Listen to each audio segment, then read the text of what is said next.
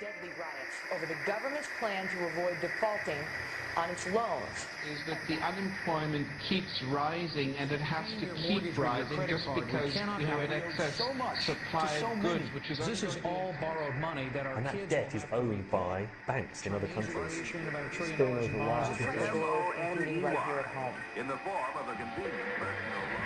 A filter cigarette that delivers the taste, and 45 malt liquor. Are you hot?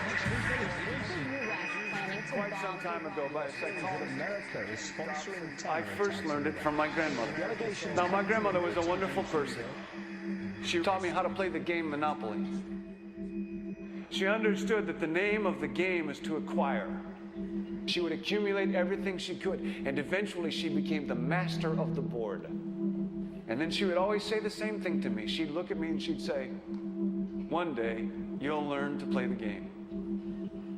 One summer, I played Monopoly almost every day, all day long. And that summer, I learned to play the game. I came to understand the only way to win is to make a total commitment to acquisition. I came to understand that money and possessions, that's the way that you keep score. And by the end of that summer, I was more ruthless than my grandmother. I was ready to bend the rules if I had to win that game.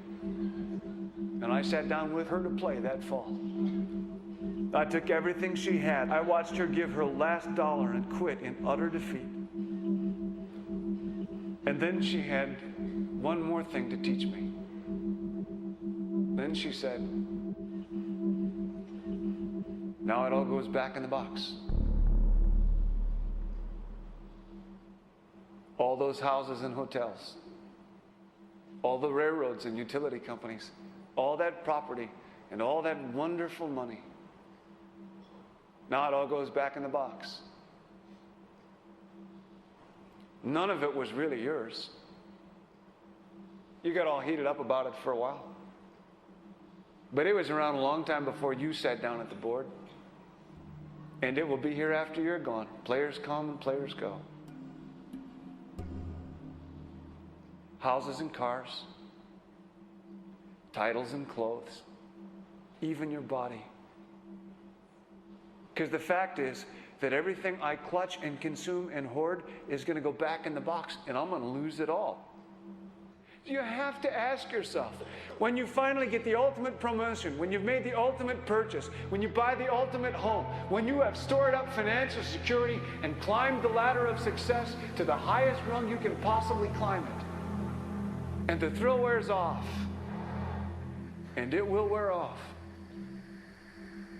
then what? How far do you have to walk down that road before you see where it leads? Surely you understand, it'll never be enough. So you have to ask yourself the question, what matters?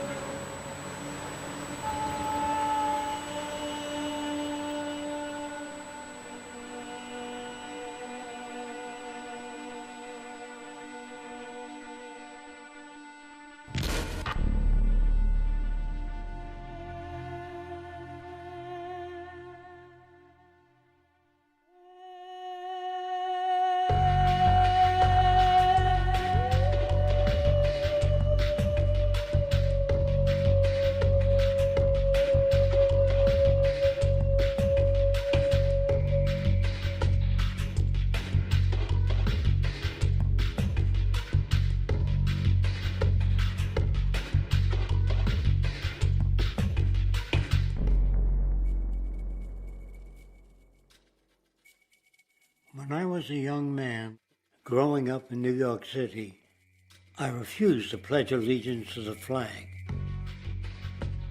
Of course, I was sent to the principal's office, and he asked me, "Why don't you want to pledge allegiance? Everybody does." I said, "Everybody once believed the earth was flat, but that doesn't make it so." I explained that America owed everything it has to other cultures and other nations, and that I would rather pledge allegiance to the earth and everyone on it. Needless to say, it wasn't long before I left school entirely, and I set up a lab in my bedroom.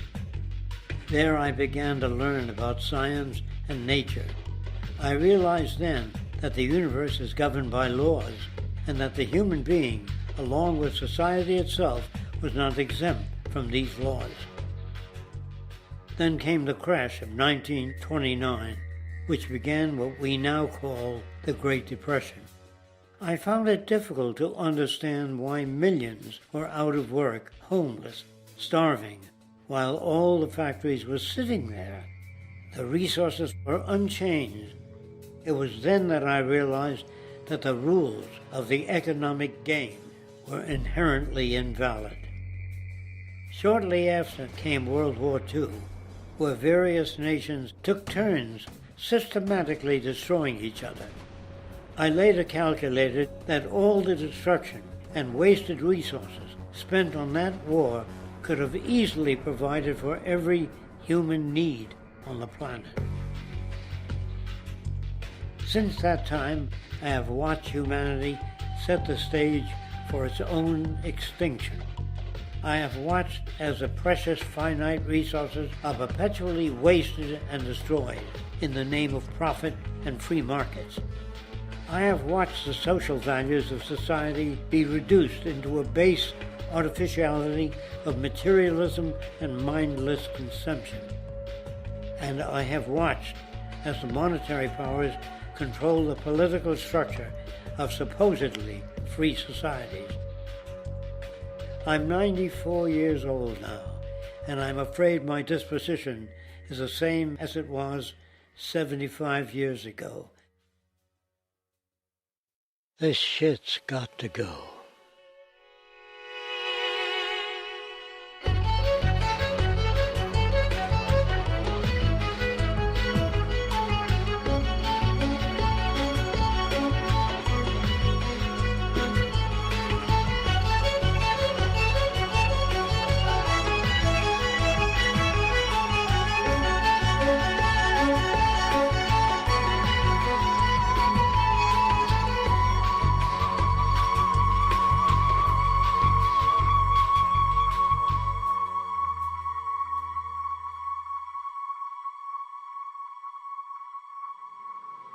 So you're a scientist, and somewhere along the way, hammered into your head is the inevitable nature versus nurture, and that's at least up there with Coke versus Pepsi or Greeks versus Trojans. So nature versus nurture, this by now utterly oversimplifying view of where influences on how a cell deals with an energy crisis, up to what makes us who we are on the most individualistic levels of personality. And what you've got is this complete false dichotomy built around nature as deterministic. At the very bottom of all the causality of life is DNA and the code of codes and the Holy Grail, and everything is driven by it. And at the other end, a much more social science perspective, which is we are social organisms, and biology is for slime molds. Humans are free of biology, and obviously both views are nonsense. What you see instead is it is virtually impossible to understand how biology works outside the context of environment. One of the most crazy-making yet widespread and potentially dangerous notions is, oh, that behavior is genetic. Now, what does that mean? It means all sorts of subtle stuff if you sort of know modern biology, but for most people out there, what it winds up meaning is a deterministic view of life, one rooted in biology and genetics. Genes equal things that can't be changed. Genes equal things that are inevitable and that you might as well not waste resources trying to fix, might as well not put societal energies into trying to improve because it's inevitable, it's unchangeable. And that is sheer nonsense.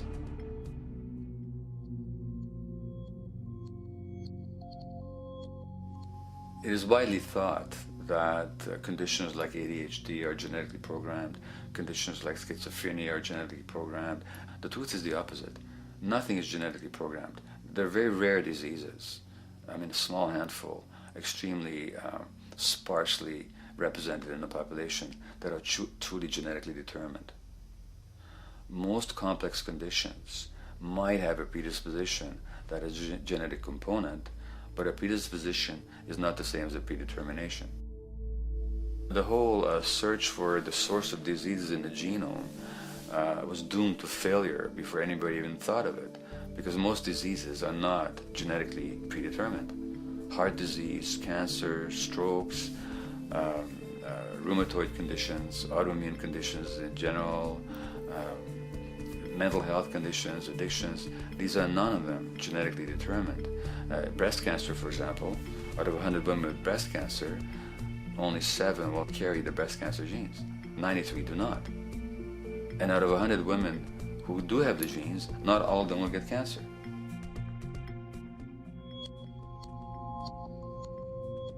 Genes are not just things that make us behave in a particular way regardless of our environment. Genes give us different ways of responding to our environment. In fact, it looks as if some of the early childhood influences of a kind of child rearing affect gene expression, actually turning on and off different genes to put you on a different developmental track, which may suit the kind of world you've got to deal with. So, for example, a study done in Montreal with suicide victims looked at autopsies of the brains of these people. And it turned out that if a suicide victim, these are usually young adults, had been abused as children, the abuse actually caused a genetic change in the brain that was absent in the brains of people who had not been abused. That's an epigenetic effect. Epi means on top of, so that the epigenetic influence is what happens environmentally to either activate or deactivate certain genes. In New Zealand, there's a study that was done in a town called Dunedin, in which a few thousand individuals were studied from birth up to into their 20s. What they found was that they could identify a genetic mutation, an abnormal gene, which did have some relation to the predisposition to commit violence, but only if the individual had also been subjected to severe child abuse. In other words, a child with this abnormal gene would be no more likely to be violent than anybody else, and in fact they actually had a lower rate of violence than people with normal genes, as long as they weren't abused as children.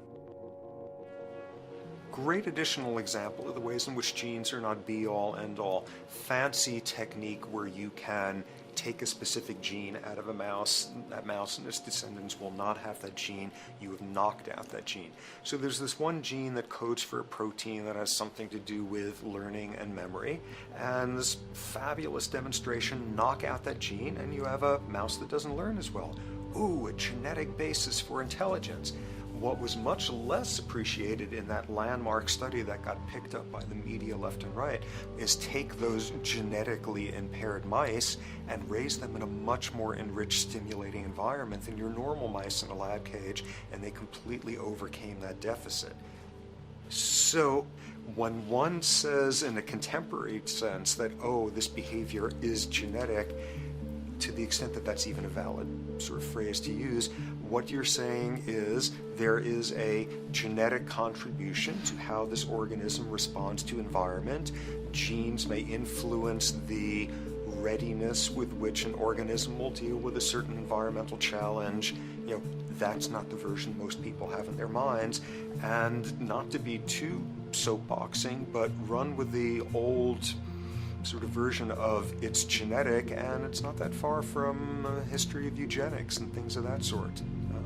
It's a widespread misconception, and it's a potentially fairly dangerous one.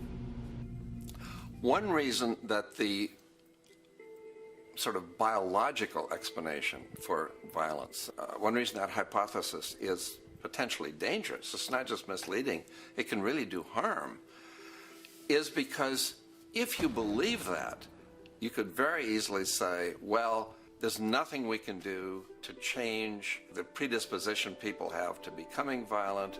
All we can do if somebody becomes violent is punish them, lock them up or execute them. But we don't need to worry about changing the social environment or the social preconditions that may lead people to become violent, because that's irrelevant. The genetic argument allows us the luxury of ignoring past and present historical and social factors. And in the words of Louis Menand, he wrote in the New Yorker, very astutely, he said, "It's all in the genes, an explanation for the way things are that does not threaten the way things are. Why should someone feel unhappy or engage in antisocial behavior when that person is living in the freest and most prosperous nation on earth? It can't be the system. There must be a flaw in the wiring somewhere," which is a good way of putting it. So the genetic argument is simply a cop-out, which allows us to ignore the social and economic and political factors that in fact underlie many troublesome behaviors.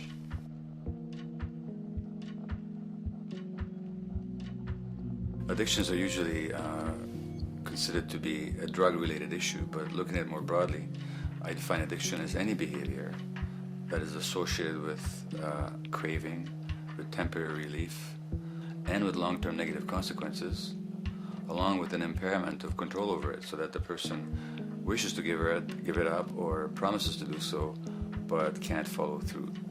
And when you understand that, then you can see that there are many more addictions than simply those related to drugs. So there's workaholism, there's addiction to shopping, to the internet, to video games. There's the addiction to power. People have power, but they want more and more and more. Nothing is ever enough for them. Acquisition, corporations that must own more and more. The addiction to oil, or at least to the wealth and to the products made accessible to us by oil. Look at the negative consequences on the environment. We're destroying the very earth that we inhabit for the sake of that addiction. Now, these addictions are far more devastating in their social consequences than the cocaine or heroin habits of my downtown East Side patients. Yet they're rewarded and considered to be respectable. The tobacco company executive that shows a higher profit will get a much bigger reward. He doesn't face any negative consequences legally or otherwise. In fact, he's a respected member of the board of several other corporations. But tobacco smoke-related diseases kill 5.5 million people around the world every year. In the United States, they kill 400,000 people a year. And these people are addicted to what? To profit. To such a degree are they addicted that they're actually in denial about the impact of their activities, which is typical for addicts, is denial. And that's a respectable one. It's respectable to be addicted to profit no matter what the cost. So what is acceptable and what is respectable is a highly arbitrary phenomenon in our society. And it seems like the greater the harm, the more respectable the addiction.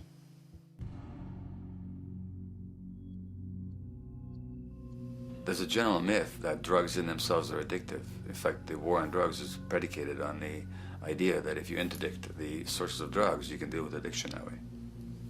Now, if we understand addiction in a broader sense, we see that nothing in itself is addictive.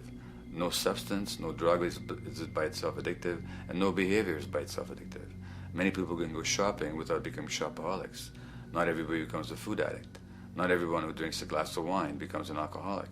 So the real issue is what makes people susceptible, because it's the combination of a susceptible individual and the potentially addictive substance or behavior that actually then makes for full flowering of addiction. In short, it's not the drug that's addictive, it's the question of the susceptibility of the individual to being addicted to a particular substance or behavior. If we wish to understand what then makes some people susceptible, we actually have to look at their life experience. The old idea, although it's old, but it's still broadly held, that addictions are due to some genetic cause is simply scientifically untenable. What the case is actually is that certain life experiences make people susceptible. Life experiences that not only shape the person's personality and psychological needs, but also their very brains in certain ways. And that process begins in utero.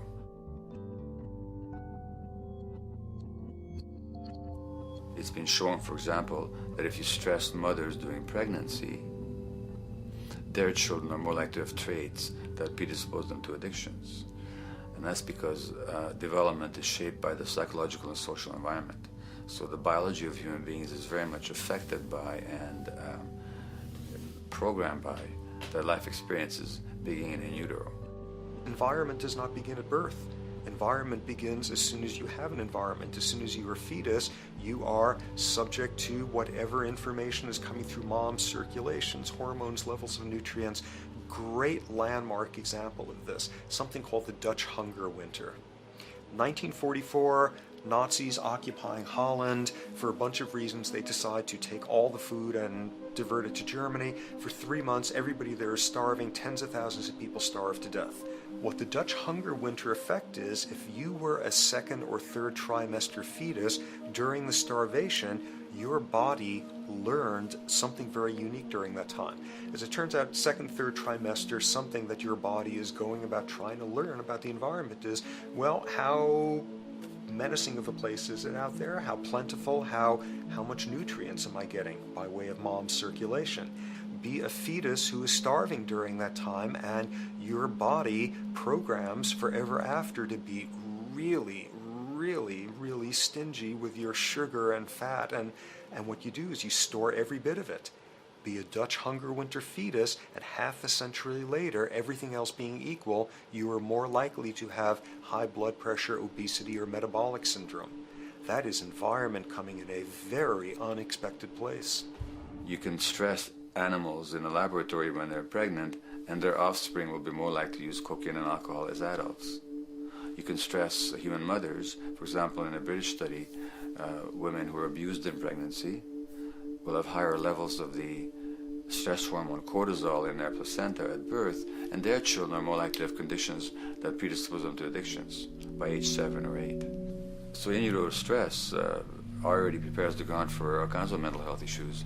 Israeli study done prior on children born to mothers who were pregnant prior to the onset of the 1967 war.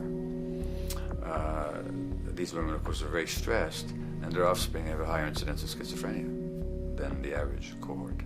So there's plenty of evidence now that prenatal effects have a huge impact on the developing human being.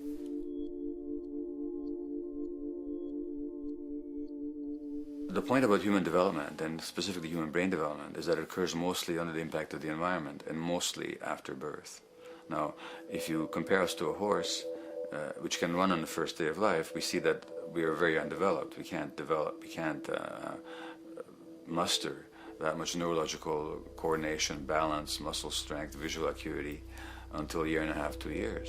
And that's because the brain development that in the horse happens in the safety of the womb, in a human being has to happen after birth. And that has to do with simple evolutionary logic. As the head gets larger, which is what makes us into human beings, the burgeoning of the forebrain is what creates the human species, actually. At the same time, we walk on 2 legs, so our pelvis narrows to accommodate that. So now we have a narrower pelvis, a larger head. Bingo, we have to be born prematurely. And that means that the brain development that in other animals occurs in utero, in us, occurs after birth. And much of that under the impact of the environment. And The concept of neural Darwinism simply means that the circuits that get the appropriate input from the environment will develop optimally, and the ones that don't will either not develop optimally or perhaps not at all. If you take a child with perfectly good eyes at birth and you put him in a dark room for 5 years, he'll be blind thereafter for the rest of his life, because the circuits of vision require light waves for their development. And without that, even the rudimentary circuits present and active at birth will atrophy and die, and new ones will not develop. There's a significant way in which early experiences shape adult behavior, and even and especially early experiences for which there's no recall memory. It turns out that there are two kinds of memory. There is explicit memory, which is recall. This is when you can call back facts, details, episodes, circumstances. But the structure in the brain, which is called the hippocampus, which encodes recall memory, it doesn't even begin to develop fully until 1.5 years, and it's not fully developed till much later, which is why hardly anybody has any recall memory prior to 18 months.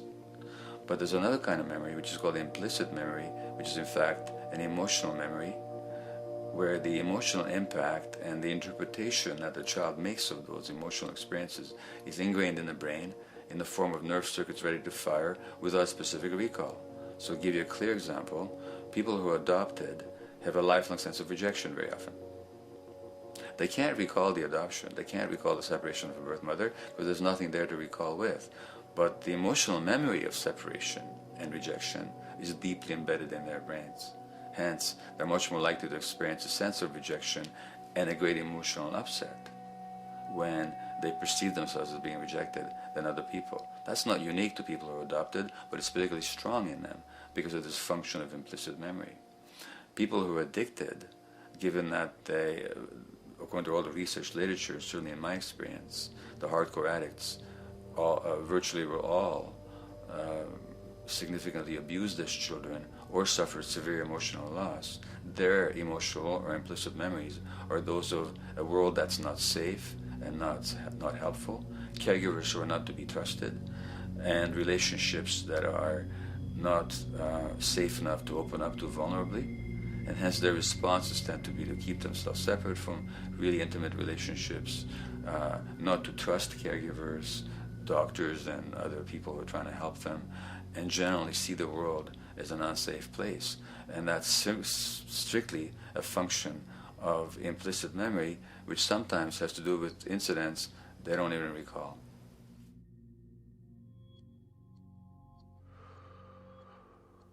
Infants who are born premature are often in incubators and various types of gadgetry and machinery for weeks and perhaps months. It's now known that if these children are touched and stroked on the back for just 10 minutes a day, that promotes their brain development. So human touch is essential for development. And in fact, infants who are never picked up will actually die. That's how much of a fundamental need being held is to human beings. In our society, there's an unfortunate tendency to tell parents not to pick up their kids, not to hold them, not to pick up babies who are crying for fear of spoiling them, or to encourage them to sleep through the night. You don't pick them up, which is just the opposite of what the child needs. And these children might go back to sleep because they give up and their brains just shut down as a way of defending against the vulnerability of being abandoned really by their parents. But their implicit memories will be that of a world that doesn't give a damn. A lot of these differences are structured very early in life. In a way, if you like, the parental experience of adversity, how tough life is or how easy it is passed on to children, whether through maternal depression or parents being bad-tempered with their kids because they've had a hard day or just being too tired at the end of the day. And these have very powerful effects, programming children's development, which we know a lot about now. But that's early sensitivity isn't just an evolutionary mistake. It exists again in many different species. Even seedlings, there's an early adaptive process to the kind of environment they're growing up in. But for humans, the adaptation is to the quality of social relations. And so early life how nurturing or how much conflict, how much attention you get, is a taster of the kind of world you may be growing up in. Are you growing up in a world where you have to fight for what you can get, watch your back, fend for yourself, learn not to trust others? Or are you growing up in a society where you depend on reciprocity, mutuality, cooperation, where empathy is important, where your security depends on good relations with other people?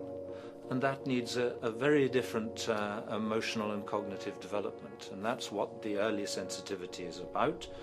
And parenting is almost, quite unconsciously, a system for passing on that experience to children of the kind of world they're in. The great British child psychiatrist D.W. Winnicott said that fundamentally two things can go wrong in childhood. One is when things happen that shouldn't happen, and then things that should happen but don't. And the first category is the traumatic and abusive and abandonment experiences of my downtown East Side patients and of many addicts. That's what shouldn't happen but did. But then there is the non-stressed, attuned, non-distracted attention of the parent that every child needs, that very often children don't get. They're not abused, they're not neglected, and they're not traumatized. But what should happen, the presence of the emotionally available, nurturing parent, just is not available to them because of the stresses in our society and the parenting environment. And the psychologist Alan Shore calls that proximal abandonment, when the parent is physically present but emotionally absent. I have spent roughly the last 40 years of my life working with the most violent people our society produces, murderers, rapists, and so on, in an attempt to understand what causes this violence. I discovered that the most violent of the criminals in our prisons had themselves been victims of a degree of child abuse that was beyond the scale of what I ever thought of applying the term child abuse to. I had no idea of the depth of the depravity with which children in our society are all too often treated. The most violent people I saw were themselves the survivors of their own attempted murder, often at the hands of their parents or other people in their social environment, or were the survivors of family members who'd been killed, their closest family members, by other people. The Buddha argued that everything depends on everything else. He says the one contains the many and the many contains the one. That you can't understand anything in isolation from its environment. The leaf contains the sun, the sky, and the earth, obviously. This has not been shown to be true, of course, all around, and specifically when it comes to human development. The modern scientific term for it is the biopsychosocial nature of human development, which says that the biology of human beings depends very much on their interaction with the social and psychological environment. And specifically, the psychiatrist and researcher Daniel Siegel at the University of California, Los Angeles, UCLA, has coined the phrase interpersonal neurobiology, which means to say that the way that our nervous system functions depends very much on our personal relationships. In the first place with the parenting caregivers, and in the second place with other important attachment figures in our lives, and in the third place with our entire culture. So that you can't separate the neurological functioning of a human being from the environment in which he or she grew up in and continues to exist in. And this is true throughout the life cycle. It's particularly true when you're dependent and helpless and your brain is developing, but it's true even in adults and even at the end of life.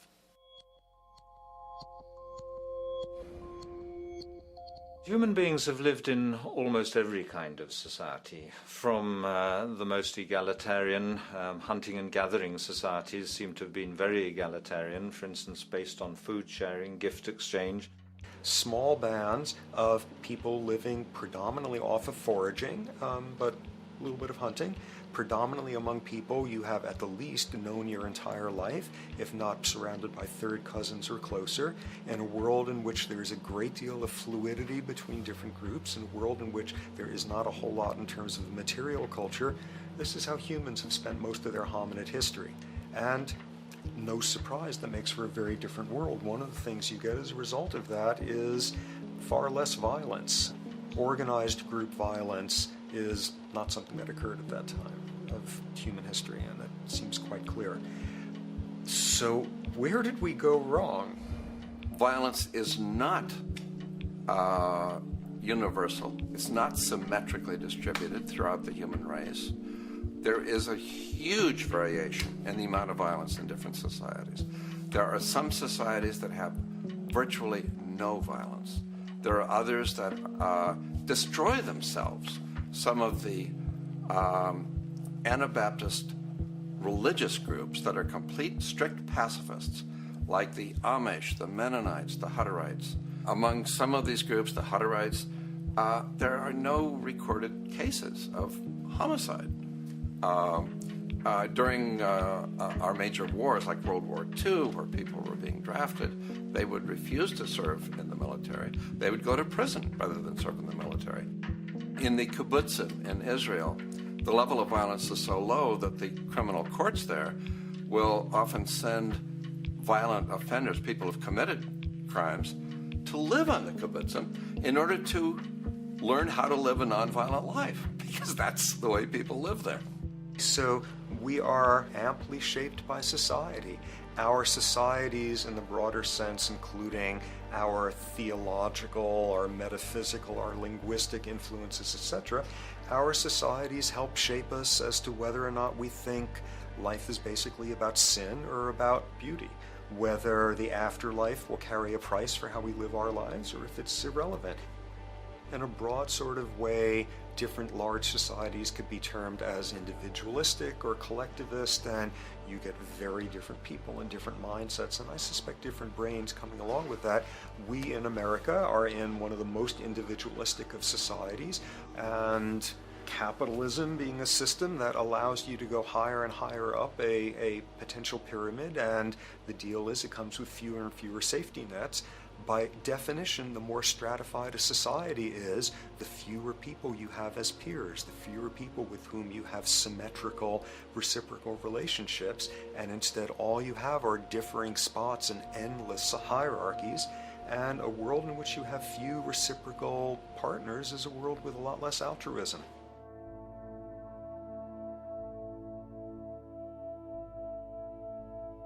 Alright, so this brings us to a total impossible juncture, which is to try to make sense in perspective of science as to what the nature is of human nature. You know, on a certain level, the nature of our nature is not to be particularly constrained by our nature. We come up with more social variability than any species out there, more systems of belief, of styles of family structures, of ways of raising children. The capacity for variety that we have is extraordinary. In a society which is predicated on competition and really very often the ruthless exploitation of one human being by another, the profiteering of other people's problems, and very often the creation of problems for the purpose of profiteering, the ruling ideology will very often justify that behavior by appeals to some fundamental and unalterable human nature. So the myth in our society is that people are competitive by nature, and that they're individualistic, and that they're selfish. The real reality is quite the opposite. We have certain human needs. The only way that you can talk about human nature concretely is by recognizing that there's certain human needs. We have a human need for companionship and for close contact, to be loved, to be attached to be accepted, to be seen, to be received for who we are. If those needs are met, we develop into people who are compassionate and cooperative and who have empathy for other people. So the opposite that we often see in our society is in fact the distortion of human nature, precisely because so few people have their needs met. So yes, you can talk about a human nature, but only in a sense of basic human needs that are instinctively evoked, or I should say certain human needs that lead to certain traits if they are met, and a different set of traits if they're denied. So, When we recognize the fact that the human organism, which has a great deal of adaptive flexibility, allowing us to survive in many different conditions, is also rigidly programmed for certain environmental requirements or human needs, a social imperative begins to emerge. Just as our bodies require physical nutrients, the human brain demands positive forms of environmental stimulus at all stages of development, while also needing to be protected from other negative forms of stimulus. And if things that should happen do not, or if things that shouldn't happen do, it is now apparent that the door can be opened for not only a cascade of mental and physical diseases, but many detrimental human behaviors as well. So as we turn our perspective now outward and take account for the state of affairs today, we must ask the question, is the condition we have created in the modern world actually supporting our health? Is the bedrock of our socioeconomic system acting as a positive force for human and social development and progress? Or is the foundational gravitation of our society actually going against the core evolutionary requirements needed to create and maintain our personal and social well-being?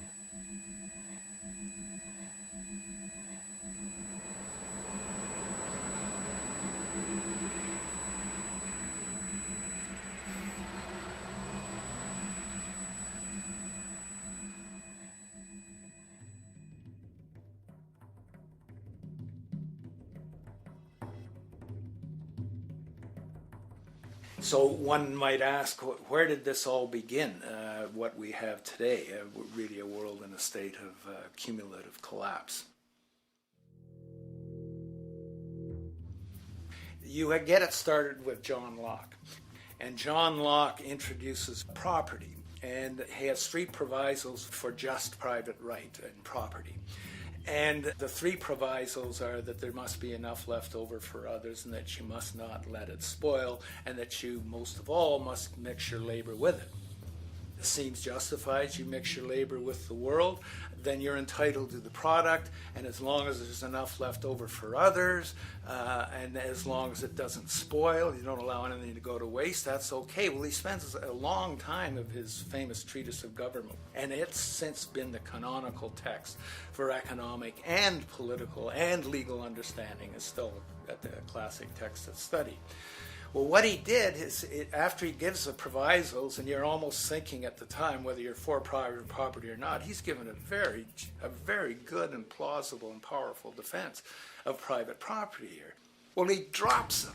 He drops them like that, right in one sentence. He says, well, once the introduction of money came in by men's tacit consent, then it became, and he doesn't say all the provisos are canceled, erased, but that's what happens. So now we have not product and your property earned by your own labor. Oh no, money buys labor now.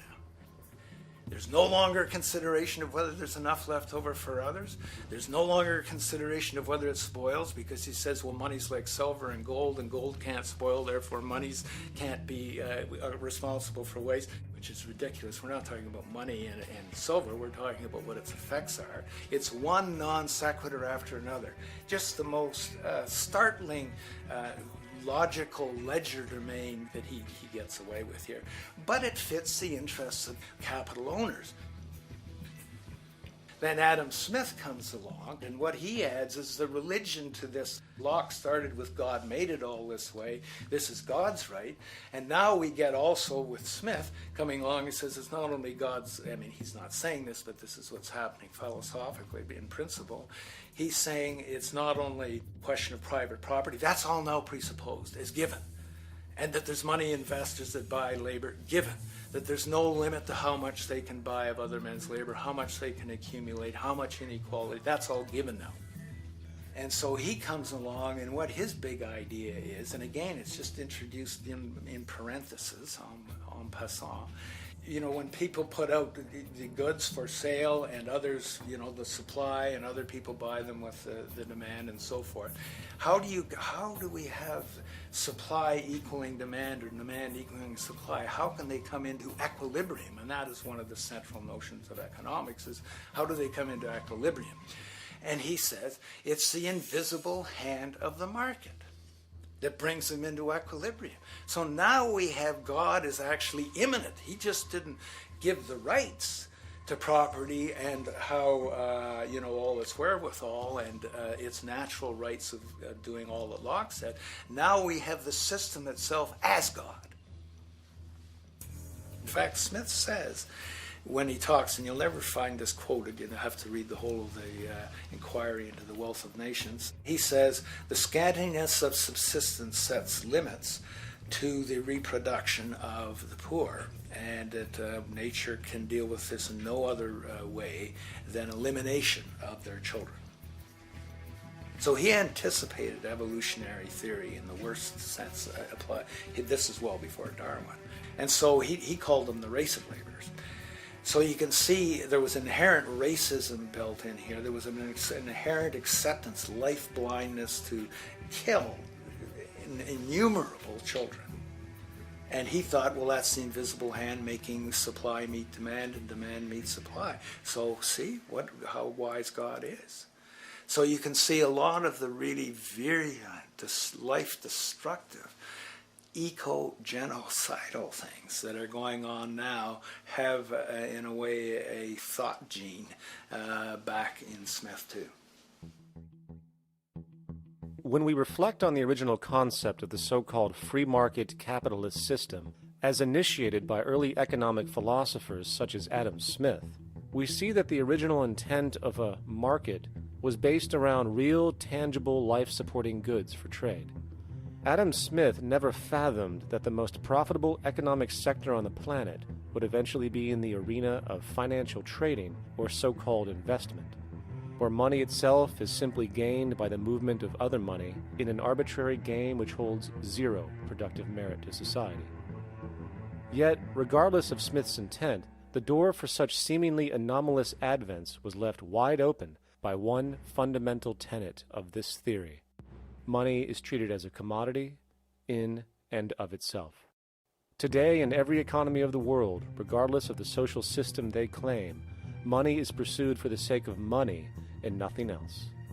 The underlying idea, which was mysteriously qualified by Adam Smith with his religious declaration of the invisible hand, is that the narrow, self-interested pursuit of this fictional commodity will somehow magically manifest human and social well-being and progress. The reality is that the monetary incentive interest, or what some have termed the money sequence of value, has now completely decoupled from the foundational life interest, which could be termed the life sequence of value.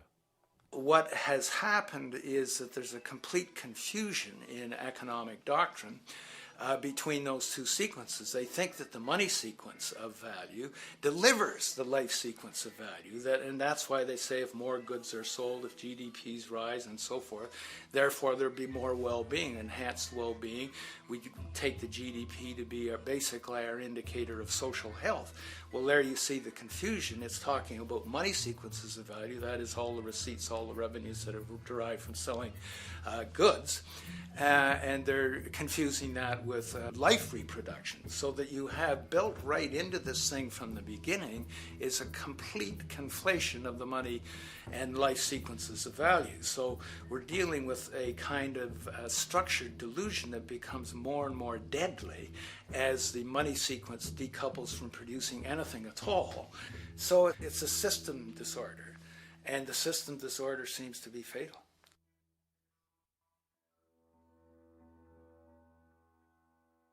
In society today, you seldom hear anyone speak of the progress of their country or society in terms of their physical well-being, state of happiness, trust, or social stability. Rather, the measures are presented to us through economic abstractions.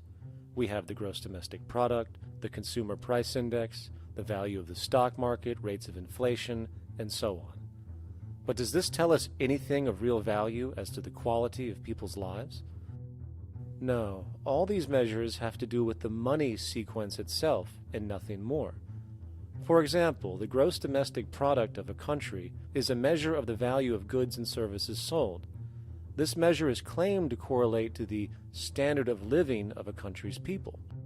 In the United States, healthcare accounted for over 17% of GDP in 2009, amounting to over $2.5 trillion spent, hence creating a positive effect on this economic measure.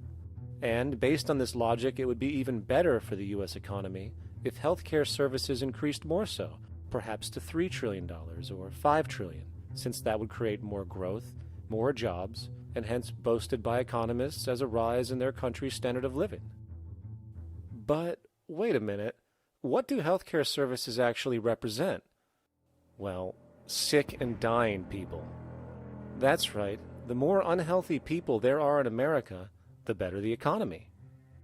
Now, that is not an exaggeration or a cynical perspective. In fact, if we step back far enough, you will realize that the GDP not only doesn't reflect real public or social health on any tangible level, it is, in fact, mostly a measure of industrial inefficiency and social degradation. And the more you see it rise, the worse things are becoming with respect to personal, social, and environmental integrity. You have to create problems to create profit. There is no profit under the current paradigm in saving lives, putting balance on this planet, having justice and peace or anything else. There's just no profit there. There's an old saying, pass a law, create a business, whether you're creating a business for a lawyer or whatever. So, crime does create business, just like destruction creates business in Haiti. We have now roughly 2 million people incarcerated in this country, and of those, many of them are in prisons run by private corporations, Corrections Corporation of America, Wackenhut, who trade their stock on Wall Street based upon how many people are in jail. Now that's sickness, but that is a reflection of what this economic paradigm calls for. So what exactly does this economic paradigm call for? What is it that keeps our economic system going? Consumption. Or more accurately, cyclical consumption. When we break down the foundation of classic market economics, we are left with a pattern of monetary exchange that simply cannot be allowed to stop or even substantially slowed, if the society as we know it is to remain operational. There are three main actors on the economic stage: the employee, the employer, and the consumer. The employee sells labor to the employer for income. The employer sells its production services and hence goods to the consumer for income. And the consumer, of course, is simply another role of the employer and employee, spending back into the system to enable the cyclical consumption to continue. In other words, the global market system is based on the assumption that there will always be enough product demand in society to move enough money around at a rate which can keep the consumption process going. And the faster the rate of consumption, the more so-called economic growth is assumed, and so the machine goes. But hold on, I thought an economy was meant to, economize? Doesn't the very term have to do with preservation and efficiency and a reduction of waste? So how does our system, which demands consumption and the more the better, efficiently preserve or economize at all? Well, it doesn't. The intent of the market system is, in fact, the exact opposite of what a real economy is supposed to do, which is efficiently and conservatively orient the materials for production and distribution of life-supporting goods. We live on a finite planet with finite resources, where, for example, the oil we utilize took millions of years to develop, where the minerals we use took billions of years to develop. So, having a system that deliberately promotes the acceleration of consumption for the sake of so-called economic growth is pure ecocidal insanity. Absence of waste, that's what efficiency is. Absence of waste. This system is more wasteful than all the other existing systems in the history of the planet. Every level of life organization and life system is in a state of crisis and challenge and decay or collapse. No peer-reviewed journal in the last 30 years will tell you anything different. That is that every life system is in decline, as well as social programs, as well as our water access. Try to name any means of life that isn't threatened and in danger. You can't. There really isn't one, and that's very, very despairing. But we haven't even figured out the causal mechanism. We don't want to face the causal mechanism. We just want to go on, that's what insanity is, where you keep doing the same thing over and over again, though it clearly doesn't work. So you're really dealing with not an economic system, but I would go so far as to say an anti-economic system. There's an old saying that the competitive market model seeks to create the best possible goods at the lowest possible prices. This statement is essentially the incentive concept, which justifies market competition based on the assumption that the result is the production of higher quality goods. If I was going to build myself a table from scratch, I would naturally build it out of the best, most durable materials possible, right? With the intent for it to last as long as possible. Why would I want to make something poor, knowing I would have to eventually do it again and expend more materials and more energy? Well, as rational as that may seem in the physical world, when it comes to the market world, it is not only explicitly irrational, it is not even an option. It is technically impossible to produce the best of anything if a company is to maintain a competitive edge and hence remain affordable to the consumer. Literally everything created and set for sale in the global economy is immediately inferior the moment it is produced, for it is a mathematical impossibility to make the most scientifically advanced, efficient, and strategically sustainable products.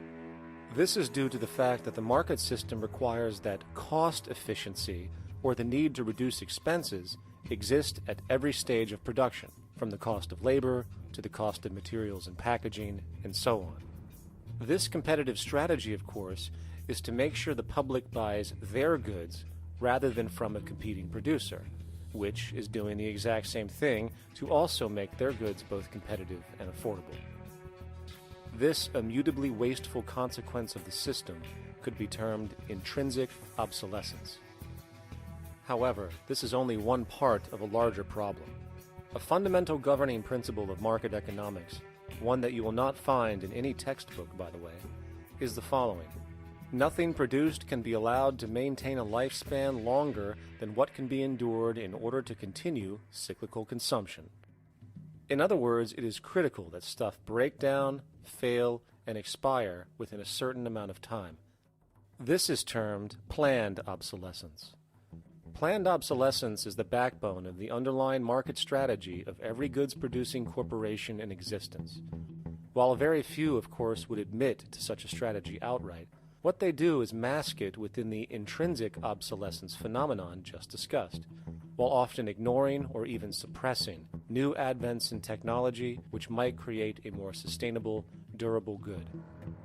So, if it wasn't wasteful enough that the system inherently cannot allow the most durable and efficient goods to be produced, planned obsolescence deliberately recognizes that the longer any good is in operation, the worse it is for sustaining cyclical consumption and hence the market system itself. In other words, product sustainability is actually inverse to economic growth, and hence there is a direct, reinforced incentive to make sure lifespans are short of any given good produced. And in fact, the system cannot operate any other way. One glance at the sea of landfills now spreading across the world show the obsolescence reality.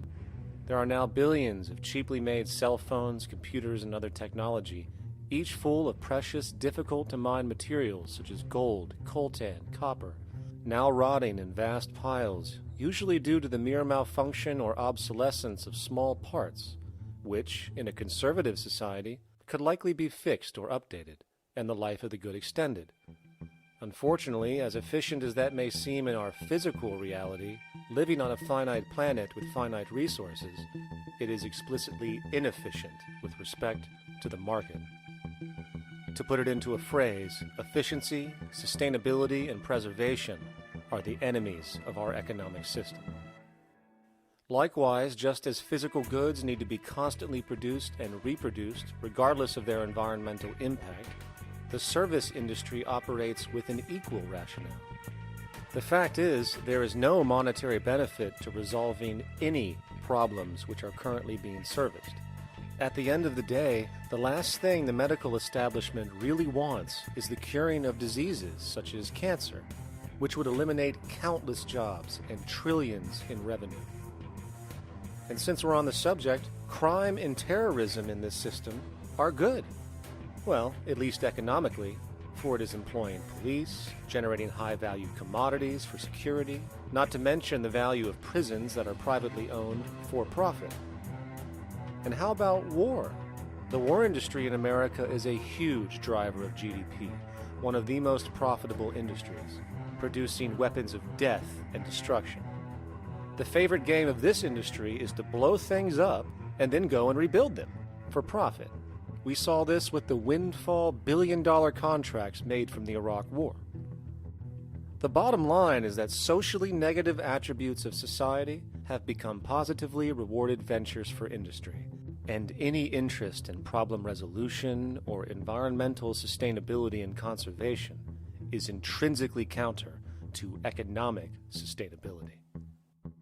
And this is why, every time you see the GDP rise in any country, you are witnessing an increase in necessity, whether real or contrived. And by definition, a necessity is rooted in inefficiency. Hence, increased necessity means increased inefficiency.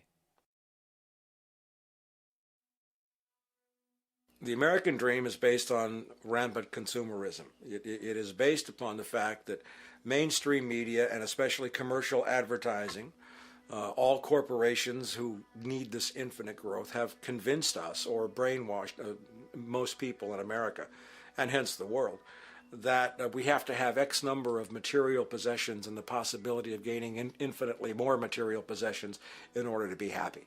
That's just not true. So why do people continue to buy in this way, which is ultimately eco-genocidal in its systemic effects cumulatively? And it just is classical operant conditioning. You simply put inputs of conditioning into the organism, and you have outputs of desired behaviors or goals or objectives. And it has all the resources of technology. And they boast about how they get into the minds of infants. What they hear is already making them conditioned to the brand. Then you see, well, that's how people have been such fools. In a way, they've been taught to be fools. It's a value system disorder. You know, if there is any testament to the plasticity of the human mind, if there is any proof to how malleable human thought is and how easily conditioned and guided people can become based on the nature of their environmental stimulus and what it reinforces, the world of commercial advertising is the proof. You have to stand in awe at the level of brainwashing where these programmed robots known as consumers wander the landscape only to walk into a store and spend, say, $4,000 on a handbag that likely costs $10 to make in a sweatshop overseas, only for the brand status it supposedly represents in the culture. Or perhaps the ancient communal traditions which increase trust and cohesiveness in society, which have now been hijacked by acquisitive, materialistic values, where now annually we exchange useless crap a few times a year. And we might wonder why so many today have a compulsion to shopping and acquisition, when it is clear that they have been conditioned from childhood to expect material goods as a sign of their status with friends and family. The fact is, the foundation of any society are the values that support its operation, and our society, as it exists, can only operate if our values support the conspicuous consumption it requires to continue the market system. 75 years ago, consumption in America and much of the First World was half of what we see today per person. Today's new consumer culture has been manufactured and imposed due to the very real need for higher and higher levels of consumption. And this is why most corporations now spend more money on advertising than the actual process of product creation itself. They work diligently to create a false need for you to fill, and it happens to work. You know, economists are in fact not economists at all. They're propagandists of money value, and you'll find that all their models basically get down to token exchanges that are to the profit of one side or both sides or whatever, but they're completely disconnected from the actually existing world of reproduction. In Ohio, an old man failed to pay his electric bill. You may be familiar with the case. And the electric company turned off the electricity and he died. The reason they turned it off was because it wouldn't have been profitable for them to keep it on because he didn't pay his bill. Do you believe that was right? The responsibility really lies not on the electric company for turning it off, but on those of this man's neighbors and friends and associates who are not charitable enough to enable him as an individual to meet the electric bill. Did I hear that right? Did he just say the death of a man caused by not having money was the responsibility of other people, or in effect, charity? Well then, I guess we're going to need a whole lot of infomercials, little miserable coin slot donations for bodega counters, and a bunch of pickle jars for the billion people now starving to death on this planet because of the very system Milton Friedman promotes. Whether you are dealing with the philosophies of Milton Friedman, F.A. Hayek, John Maynard Keynes, Ludwig von Mises, or any other major market economist, the basis of rationale rarely leaves the money sequence. It is like a religion. Consumption analysis, stabilization policies, deficit spending, aggregate demand. It exists as a never-ending, self-referring, self-rationalizing circle of discourse where universal human need, natural resources, or any form of physical life-supporting efficiency is ruled out by default and replaced by the singular notion that humans seeking advantage over each other for money alone, motivated by their own narrow self-interest, will magically create a sustainable, healthy, balanced society. There is no life coordinate in this whole theory, this whole doctrine. What are they doing? What are they doing? What they're doing is tracking money sequences. That's all it is tracking money sequences, presupposing everything that matters. One, that there's no life coordinates. Wow, no life coordinates. Two, that all the agents are self-maximizing preference seekers. That is, they think of nothing other than themselves and what they can get most for themselves. That's the notion, that's the ruling notion of rationality. Self-maximizing choice. And the only thing that they're interested in self-maximizing is money or commodities. Well, where does social relations come in? It doesn't, except in the exchange to self-maximize. Where do our natural resources come in? They don't, except to exploit. Where does the family come in as being able to survive? It doesn't. They have to have money in order to purchase any good. Well, shouldn't an economy deal somewhere with human need? Isn't that what the fundamental issue is, to satisfy human needs? Oh, need isn't even in your lexicon. You dissolve it into wants. And what is a want? That means money demand that wants to buy. Well, if it's money demand that wants to buy, it's got nothing to do with need, because it may be the person has no money demand and desperately needs, say, water supply. Or it may be money demand wants a gold toilet seat. Well, where does it all go? To the gold toilet seat. And you call this economics? Like, it's really, when one thinks of it, it's got to be the most bizarre delusion in the history of human thought. Now, so far we have focused on the market system, but this system is actually only one half of the global economic paradigm. The other half is the monetary system. While the market system deals with the interaction of people gaming for profit across the spectrum of labor, production, and distribution, the monetary system is an underlying set of policies set by financial institutions which create conditions for the market system, among other things. It includes terms we often hear, such as interest rates, loans, debt, the money supply, inflation, etc. And while you might want to pull your hair out listening to the gibberish coming from the monetary economists, modest preemptive actions can obviate the need of more drastic actions at a later date. The nature and effect of this system is actually quite simple. Our economy has, or the global economy, has three basic things that govern it. One is fractional reserve banking, banks printing money out of nothing. It's also based upon compound interest. When you borrow money, you have to pay back more than you borrowed, which means that you, in effect, create money out of thin air, again, which has to be serviced by creating still more money. We live in an infinite growth paradigm. The economic paradigm we live in now is a Ponzi scheme. It's nothing grows forever.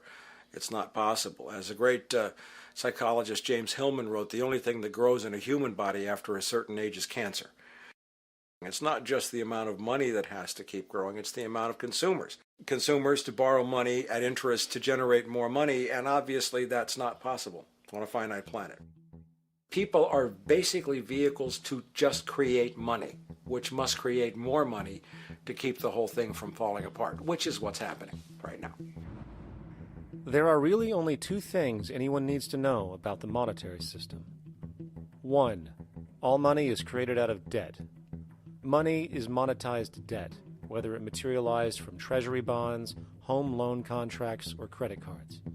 In other words, if all outstanding debt was to be repaid right now, there would not be $1 in circulation. And 2, interest is charged on virtually all loans made, and the money needed to pay back this interest does not exist in the money supply outright. Only the principal is created by the loans, and the principal is the money supply. So, if all this debt was to be repaid right now, not only would there not be $1 left in circulation, there would also be a gigantic amount of money owed that is literally impossible to pay back, for it does not exist. The consequence of all of this is that two things are inevitable: inflation and bankruptcy. As far as inflation, this can be seen as an historical trend in virtually every country today, and easily tied to its cause, which is the perpetual increase of the money supply, which is required to cover the interest charges and keep the system going. As far as bankruptcy, it comes in the form of debt collapse.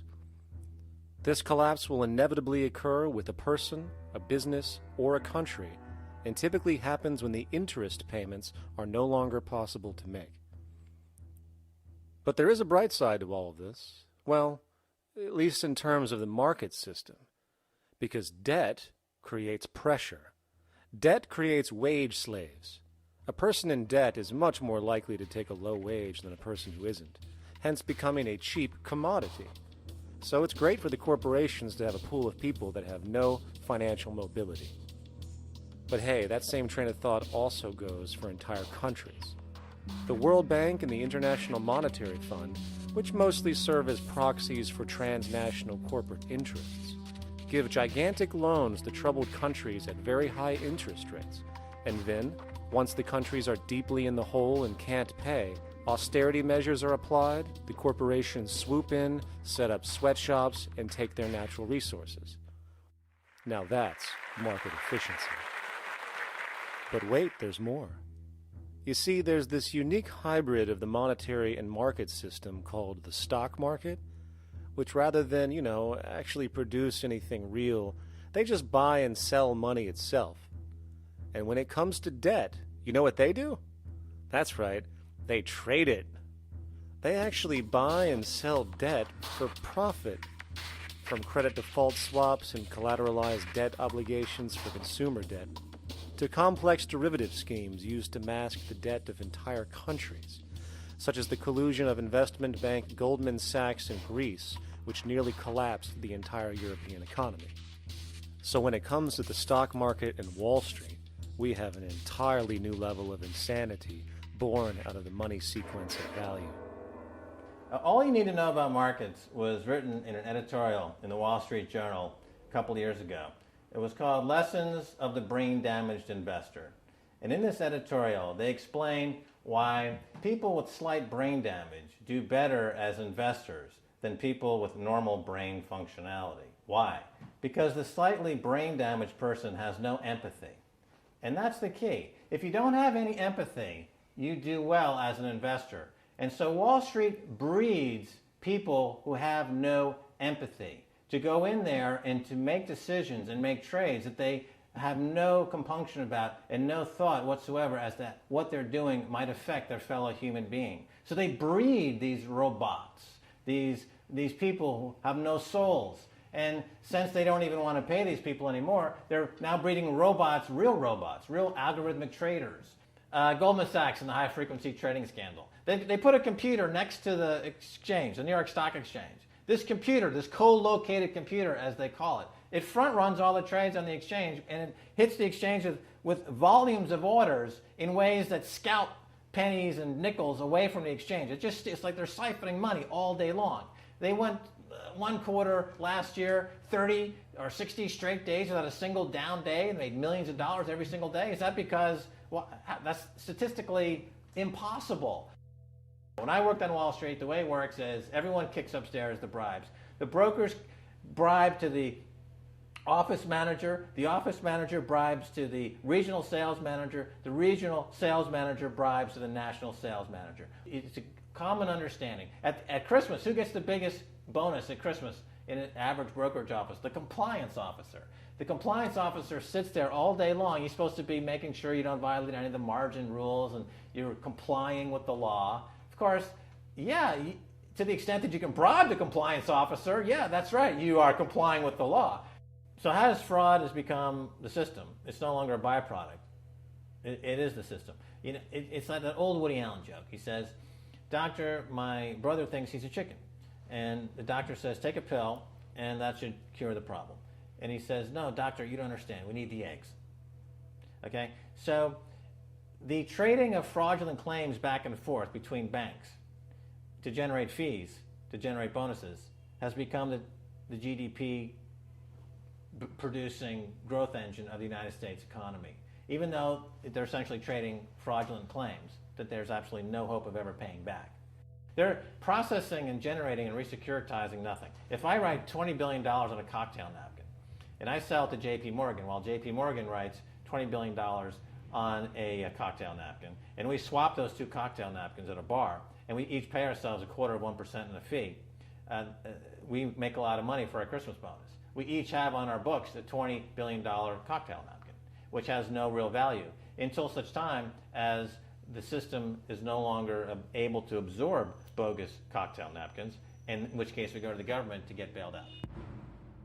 And because of Wall Street and the global stock market, there are now conservatively about $700 trillion of outstanding fraudulent claims known as derivatives, still waiting to collapse, a value amounting to over 10 times the gross domestic product of the entire planet. And while we have seen the bailouts of corporations and banks by governments, which of course comedically borrow their money from banks to begin with, we are now seeing attempts to bail out whole countries by conglomerates of other countries through the international banks.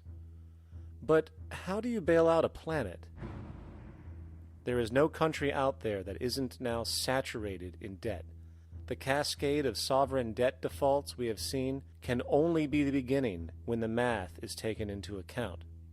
It has been estimated in the United States alone that income tax would need to be raised to 65% per person just to cover the interest in the near future. Economists are now foreshadowing that within a few decades, 60% of the countries on the planet will be bankrupt. But, hold on, let me get this straight. The world is going bankrupt, whatever the hell that means, because of this idea called debt, which doesn't even exist in the physical reality. It's only part of a game that we've invented. And yet, the well-being of billions of people is now being compromised. Extreme layoffs, tent cities, accelerating poverty, austerity measures imposed, schools shutting down, child hunger, and other levels of familial deprivation, all because of this elaborate fiction. What are we, fucking stupid? Hey, Mars, my man. Help a brother out, huh? Grow up, kid.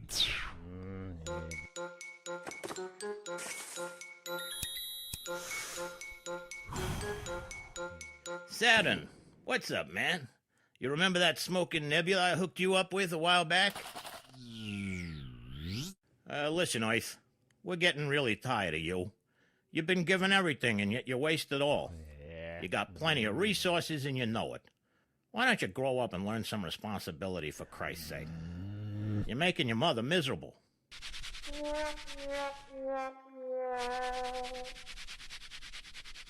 You're on your own, pal. Yeah, whatever.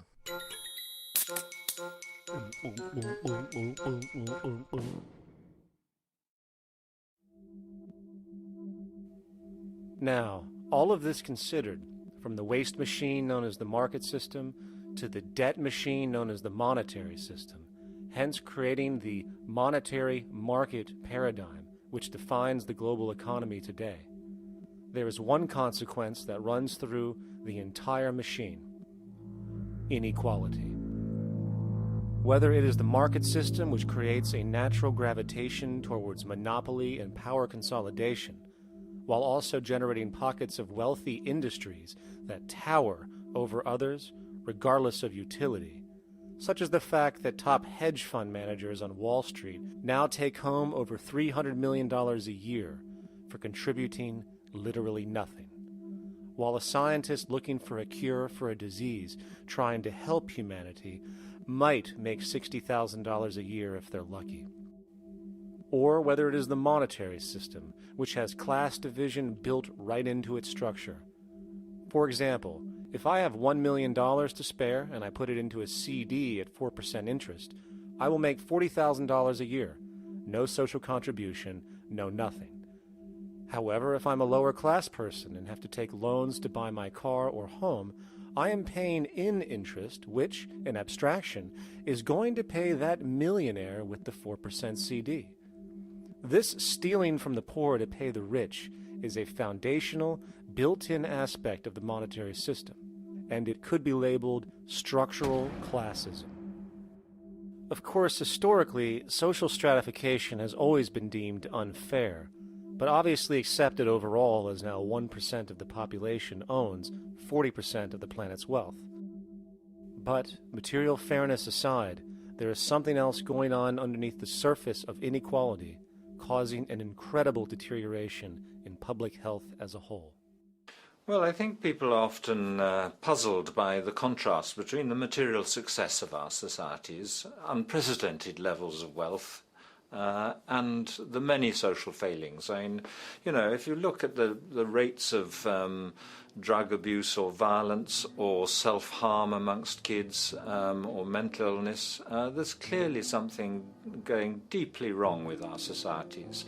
What the data that I've been describing does is simply shows that intuition that people have had for hundreds of years, that inequality is divisive and socially corrosive, that intuition is truer than I think we ever imagined.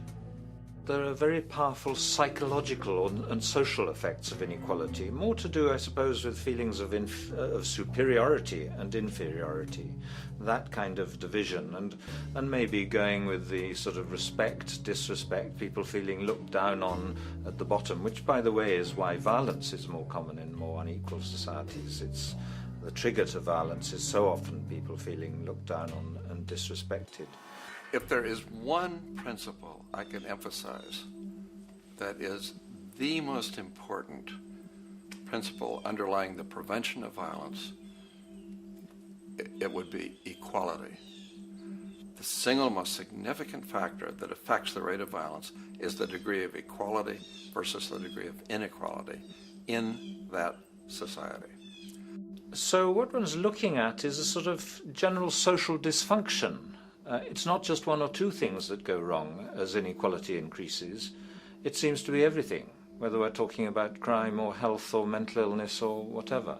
One of the really disturbing findings out in public health there is never ever make the mistake of being poor or being born poor. Your health pays for it in endless sorts of ways, something known as the health socioeconomic gradient.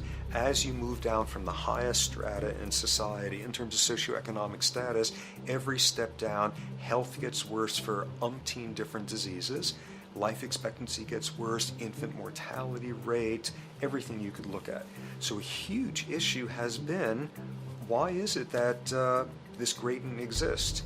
totally simple, obvious answer, which is if you are chronically sick, you're not going to be very productive, so health causes drive socioeconomic differences. Not that in the slightest. On the very simple level that you could look at socioeconomic status of a 10-year-old, and that's going to predict something about their health decades later. So that's the direction of causality. Next one, what's it about? Oh, it's perfectly obvious. Poor people can't afford to go to the doctor. It's healthcare access. It's got nothing to do with that, because you see these same gradients in countries with universal healthcare, socialized medicine. Okay, next simple explanation.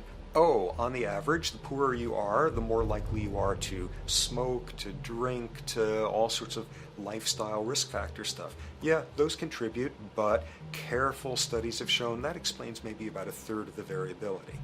So what's left? And what's left is having a ton to do with the stress of poverty.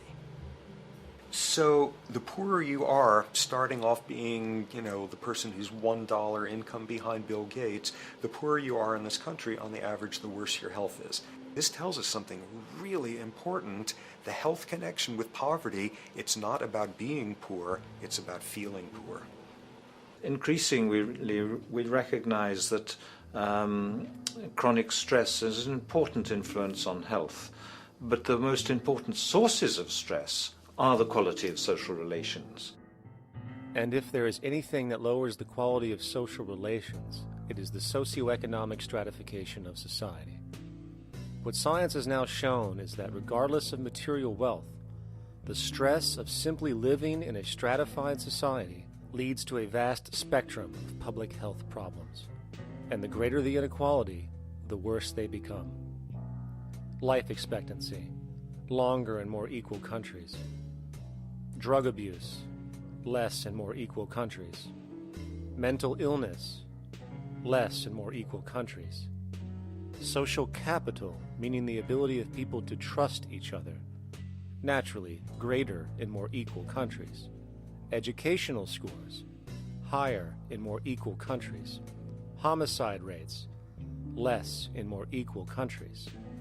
Crime and rates of imprisonment, less in more equal countries. It goes on and on. Infant mortality, obesity, teen birth rate, less in more equal countries.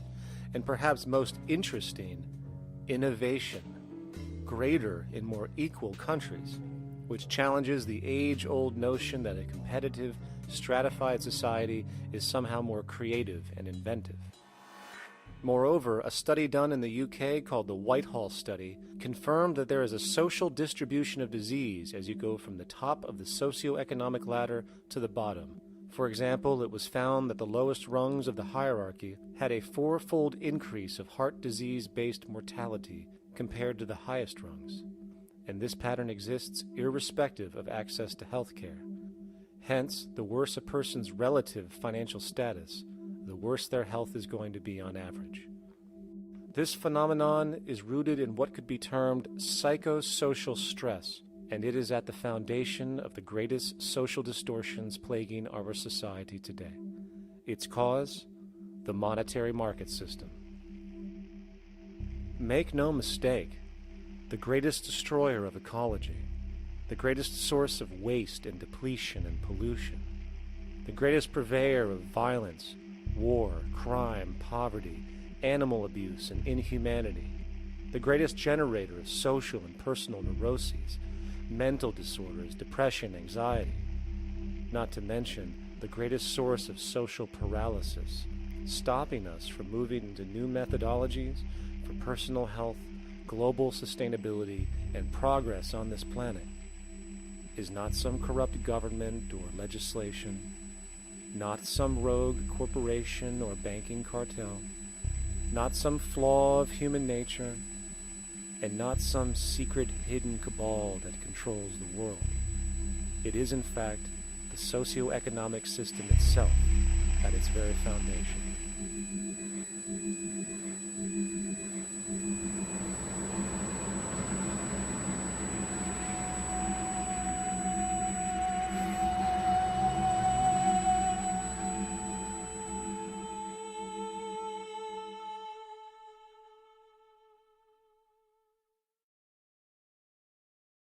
Let's imagine for a moment we had the option to redesign human civilization from the ground up.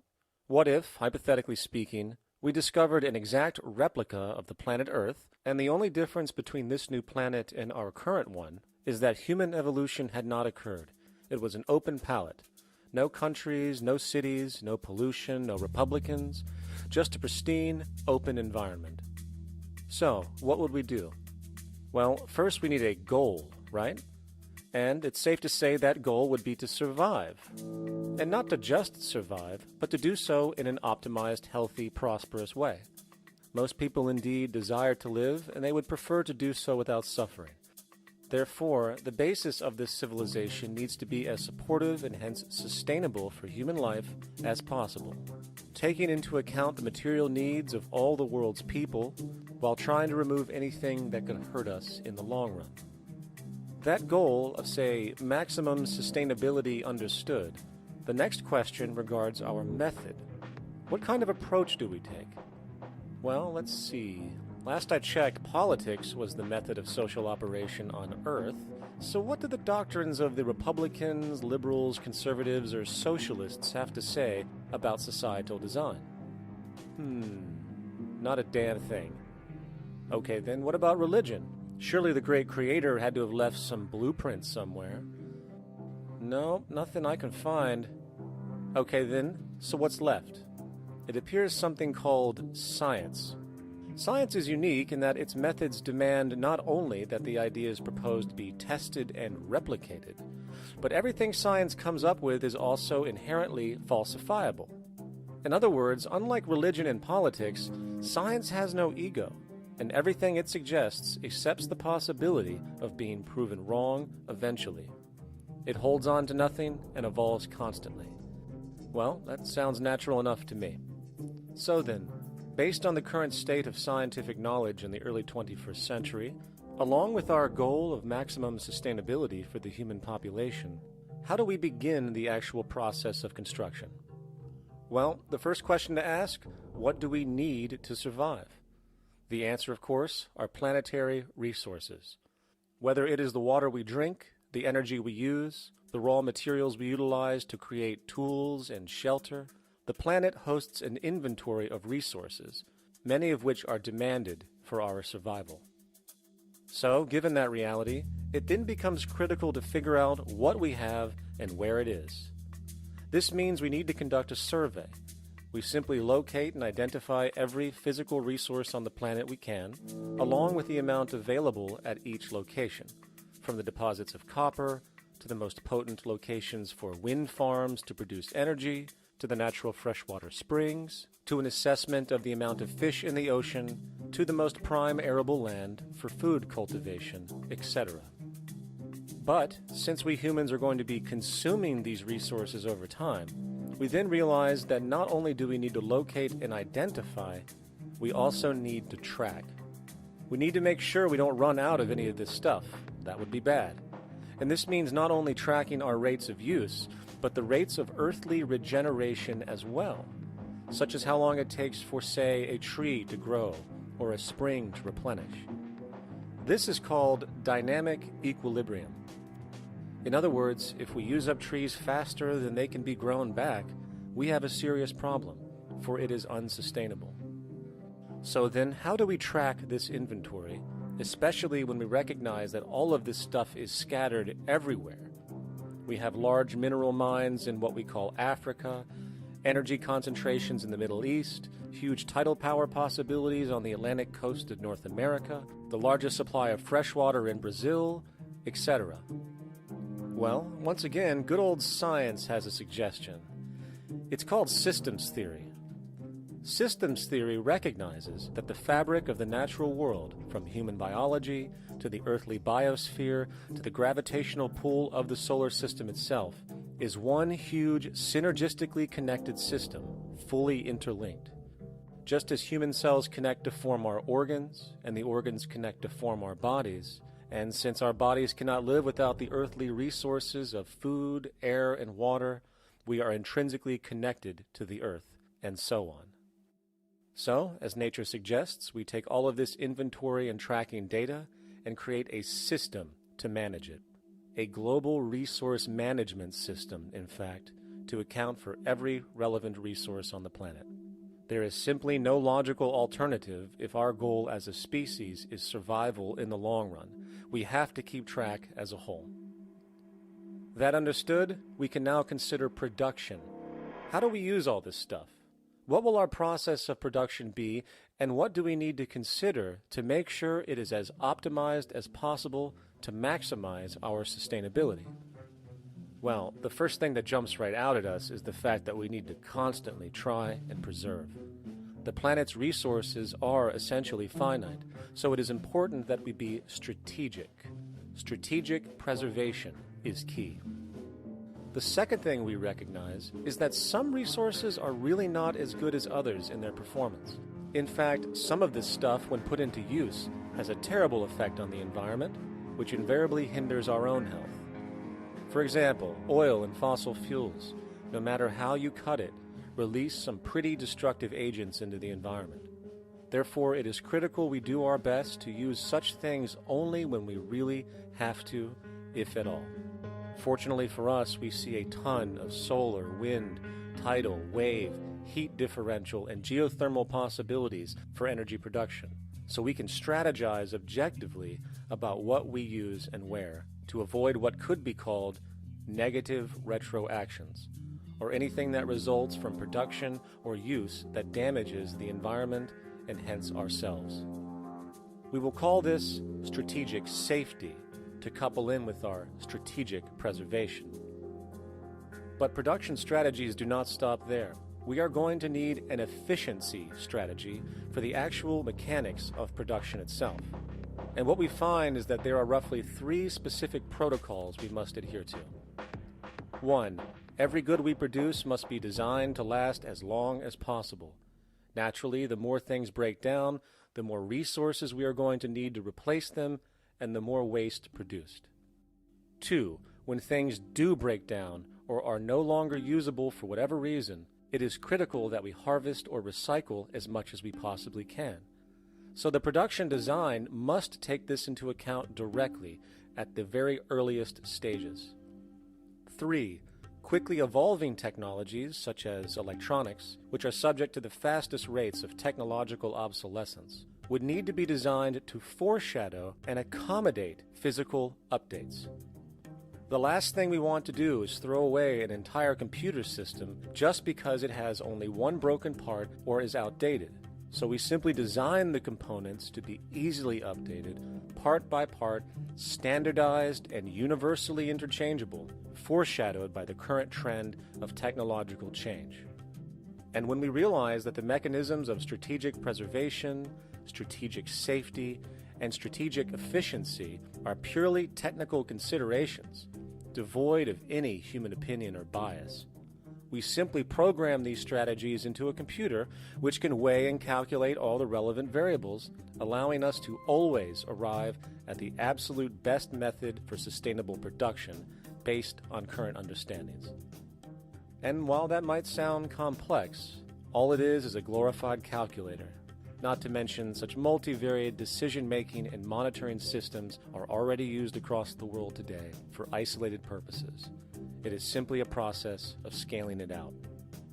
So, now we not only have our resource management system, but also a production management system, both of which are easily computer automated to maximize efficiency, preservation, and safety. The informational reality is that the human mind, or even a group of humans, cannot track what needs to be tracked.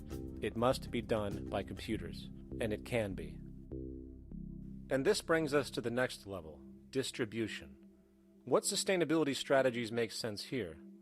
Well, since we know that the shortest distance between 2 points is a straight line, and since energy is required to power transport machines, the less transport distance, the more efficient. Producing goods in one continent and shipping them over to another only makes sense if the goods in question simply cannot be produced in the target area. Otherwise, it is nothing but wasteful. We must localize production so distribution is simple, fast, and requires the least amount of energy. We'll call this the proximity strategy. which simply means we reduce the travel of goods as much as possible, whether raw materials or finished consumer products. Of course, it might also be important to know what goods we are transporting and why, and this falls under the category of demand. And demand is simply what people need to be healthy and to have a high quality of life.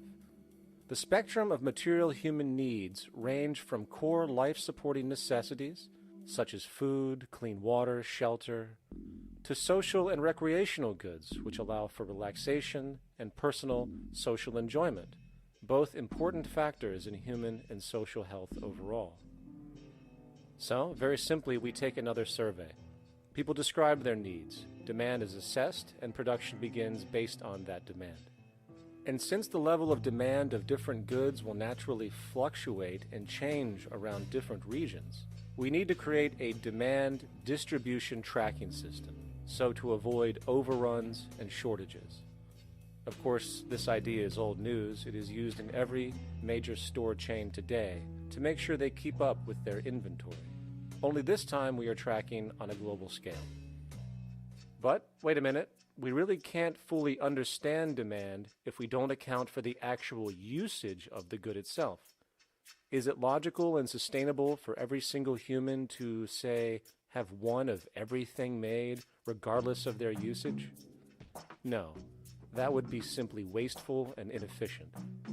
If a person has a need for a good, but that need is only for, say, 45 minutes a day on average, it would be much more efficient if that good was made available to them and to others when needed. Many forget that it isn't the good that they want, it is the purpose of that good. When we realize that the good itself is only as important as its utility, we see that external restriction, or what we might call today ownership, is extremely wasteful and environmentally illogical in a fundamental economic sense. So, we need to devise a strategy called strategic access. This will be the foundation of our demand distribution tracking system, which makes sure we can meet the demand of the population's needs for access of whatever they need when they need it. And as far as physically obtaining the goods, centralized and regional access centers all make sense for the most part, placed in close proximity to the population, and a person would simply come in, take the item, use it, and when finished, return it when it is no longer needed. Sort of how a library works today.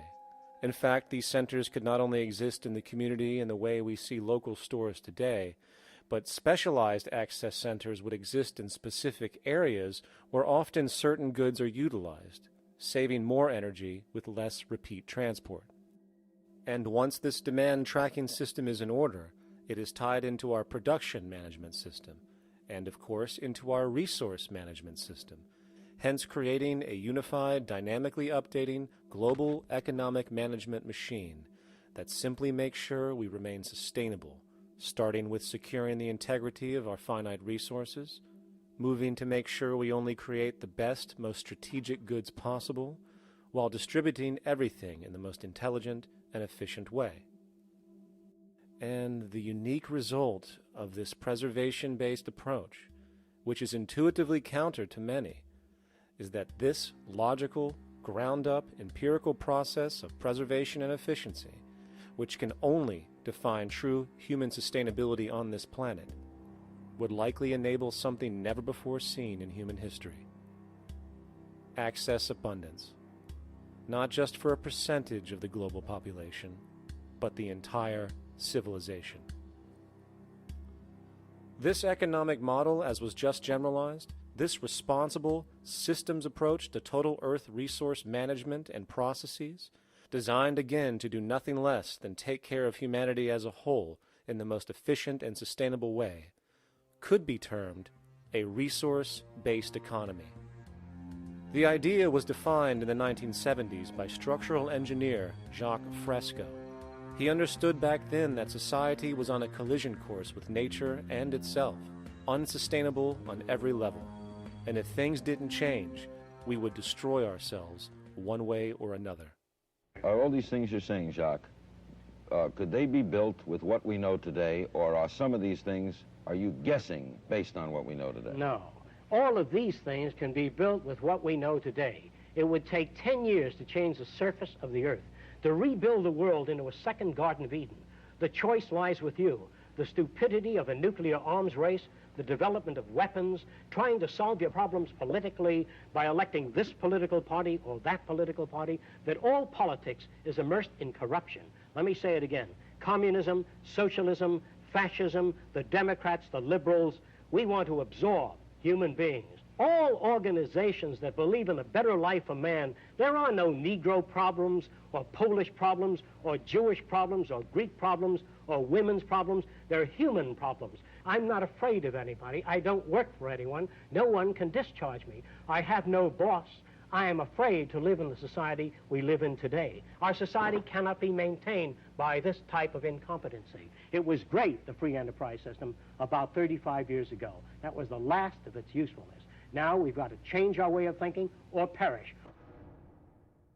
The horror movies of the future will be our society, the way it didn't work. And politics would be part of a horror movie. Lots of people today use the term cold science because they're analytical. And they don't even know what analytical means. Science means closer approximations of the way the world really works. So it's telling the truth, is what it is. A scientist doesn't try to get along with people. They tell them what their findings are. They have to question all things. And if some scientist comes up with an experiment that shows certain materials have certain strength, other scientists have to be able to duplicate that experiment and come up with the same results. Even if a scientist feels that an airplane wing, due to mathematics or calculations, can hold up a given amount of weight, they still pile sandbags on it to see when it breaks. And they say, you know, my calculations are right, or they're not correct. I love that system because it's free of bias and free of thinking that math can solve all the problems. You have to put your math to test also. I think that every system that can be put to test should be put to test, and that all decisions should be based upon research. A resource-based economy is simply the scientific method applied to social concern, an approach utterly absent in the world today. Society is a technical invention, and the most efficient methods of optimized human health, physical production, distribution, city infrastructure, and the like reside in the field of science and technology, not politics or monetary economics.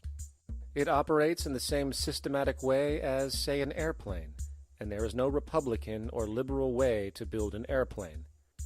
Likewise, nature itself is the physical referent we use to prove our science, and it is a set system, emerging only from our increased understanding of it.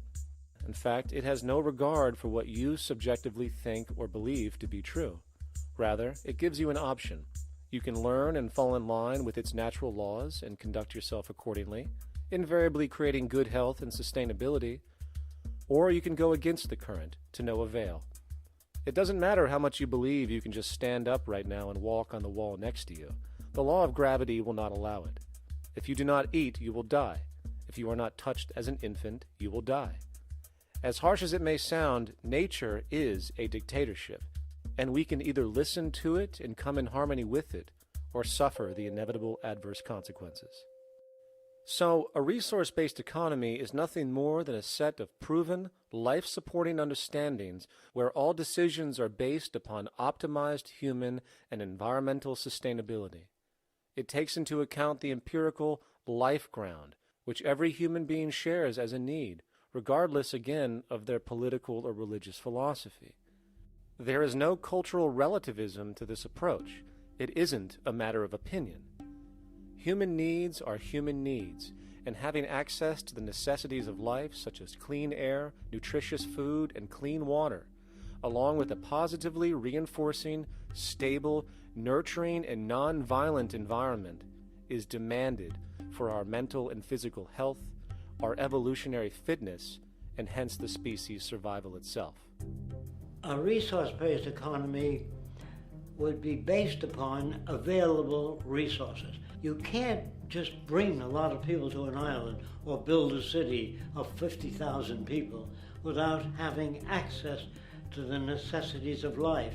So when I use the term a comprehensive systems approach, I'm talking about doing an inventory of the area first and determining what that area can supply, not just architectural approach, not just design approach, but design must be based on all of the requirements to enhance human life. And that's what I mean by an integrated way of thinking. Food, clothing, shelter, warmth, love, all those things are necessary. If you deprive people of any of them, you have a lesser human being, less capable of functioning. As previously outlined, a resource-based economy's ground-up, global, systems approach to extraction, production, and distribution is based upon a set of true economic mechanisms, or strategies, which guarantee efficiency and sustainability in every area of the economy. So, continuing this train of thought regarding logical design, what is next in our equation? Where does all this materialize? Cities. The advent of the city is a defining feature of modern civilization. Its role is to enable efficient access to the necessities of life, along with increased social support and community interaction. So how would we go about designing an ideal city? What shape should we make it? Square? Trapezoid? Well, given we're going to be moving around the thing, we might as well make it as equidistant as possible for ease, hence the circle. What should the city contain? Well, naturally we need a residential area, a goods production area, a power generation area, an agricultural area. But we also need nurturing as human beings, hence culture, nature, recreation, and education. So let's include a nice open park, an entertainment events area for cultural purposes and socializing, and educational and research facilities. And since we're working with a circle, it seems rational to place these functions in belts based on the amount of land required for each goal, along with ease of access. Very good. Now, let's get down to specifics. First, we need to consider the core infrastructure, or intestines, of the city organism. These would be the water, good, waste, and energy transport channels. Just as we have water and sewage systems under our cities today, we would extend this channeling concept to integrate waste recycling and delivery itself. No more mailmen or garbage men. It is built right in. We could even use automated pneumatic tubes and similar technologies. Same goes for transport. It needs to be integrated and strategically designed to reduce or even remove the need for wasteful, independent automobiles. Electric trams, conveyors, transveyors, and maglevs, which can take you virtually anywhere in the city, even up and down, along with connecting you to other cities as well. And of course, in the event an automobile is required, it is automated by satellite for safety and integrity. In fact, this automation technology is in working order right now. Automobile accidents kill about 1.2 million people every single year, injuring about 50 million. This is absurd and doesn't have to occur. Between efficient city design and automated driverless cars, this death toll can be virtually eliminated. Agriculture. Today, through our haphazard, cost-cutting industrial methods, using pesticides, excessive fertilizers, and other means, we have successfully destroyed much of the arable land on this planet, not to mention also extensively poisoning our bodies. In fact, industrial and agricultural chemical toxins now show up in virtually every human being tested, including infants. Fortunately, there is a glaring alternative: the soilless mediums of hydroponics and aeroponics, which also reduce nutrient and water requirements by up to 75% of our current usage. Food can now be organically grown on an industrial scale in enclosed vertical farms, such as in 50-story 1-acre plots, virtually eliminating the need for pesticides and hydrocarbons in general. This is the future of industrial food cultivation, efficient, clean, and abundant. So, such advanced systems would be, in part, what comprise our agricultural belt, producing all the food required for the entire city's population, with no need to import anything from the outside, saving time, waste, and energy. And speaking of energy, the energy belt would work in a systems approach to extract electricity from our abundant renewable mediums. specifically wind, solar, geothermal, and heat differentials, and if near water potentials, tidal and wave power. To avoid intermittency and make sure a positive net energy return occurs, these mediums would operate in an integrated system, powering each other when needed, while storing excessive energy to large supercapacitors under the ground, so nothing can go to waste. And not only does the city power itself, particular structures will also power independently and generate electricity through photovoltaic paints, structural pressure transducers, the thermocouple effect, and other current but underutilized technologies. But of course, this begs the question, how does this technology and goods in general get created in the first place? This brings us to production. The industrial belt, apart from having hospitals and the like, would be the hub of factory production. Completely localized overall, it would of course obtain raw materials by way of the global resource management system just discussed, with demand being generated by the population of the city itself. As far as the mechanics of production, we need to discuss a new, powerful phenomenon which was sparked very recently in human history and is on pace to changing everything. It's called mechanization, or the automation of labor. Well, if you look around you, you'll notice that almost everything that we use today is built automatically. Your shoes, your clothes, your home appliances, your car, and so on, they are all built by machines in an automatic way. Can we say that the society has not been influenced by these major technological advancements? Of course not. These systems really dictate new structures and new needs, and they make a lot of other things obsolete. So we've been going up in the development and use of technology in an exponential way. So definitely automation is going to continue. You cannot stop technologies that just make sense. Labor automation through technology is at the bottom of every major social transformation in human history. From the agricultural revolution and the invention of the plow, to the industrial revolution and the invention of the powered machine, to the information age we live in now through essentially the invention of advanced electronics and computers. And with regard to advanced production methods today, mechanization is now evolving on its own, moving away from the traditional method of assembling component parts into a configuration into an advanced method of creating entire products in one single process. Like most engineers, I'm fascinated by biology because it's so full of examples of extraordinary pieces of engineering. And absolutely, what biology is the study of things that copy themselves. Of course, that's good a definition of life as we've got. Again, as an engineer, I've always been intrigued by the idea of machines that would copy themselves. RepRap is a three-dimensional printer. That's to say, it's a printer that you plug into a computer, and instead of making two-dimensional sheets of paper with patterns on, it makes real, physical, three-dimensional objects. Now, there's nothing new about that. 3D printers have been around for about 30 years. Big thing about RepRap is that it prints most of its own parts. And so if you've got one, you can make another one and give it to a friend, as well as being able to print lots of useful things. From the simple printing of basic household goods in your home, to the printing of an entire automobile body in one swoop, advanced automated 3D printing now has the potential to transform virtually every field of production, including home construction. Contour crafting is actually a fabrication technology, the so-called 3D printing, when you directly build a 3D object from a computer model. Using contour crafting, it will be possible to build a 2,000 square foot home entirely by the machine in one day. The reason that people are interested in automating construction is that it really brings a lot of benefits.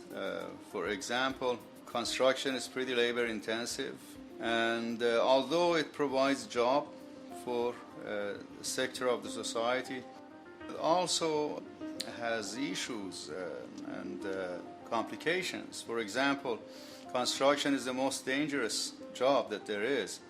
It is worse than mining and agriculture. It has got the highest level of fatality almost in every country. Another issue is the waste. An average home in the United States has 3 to 7 tons of waste.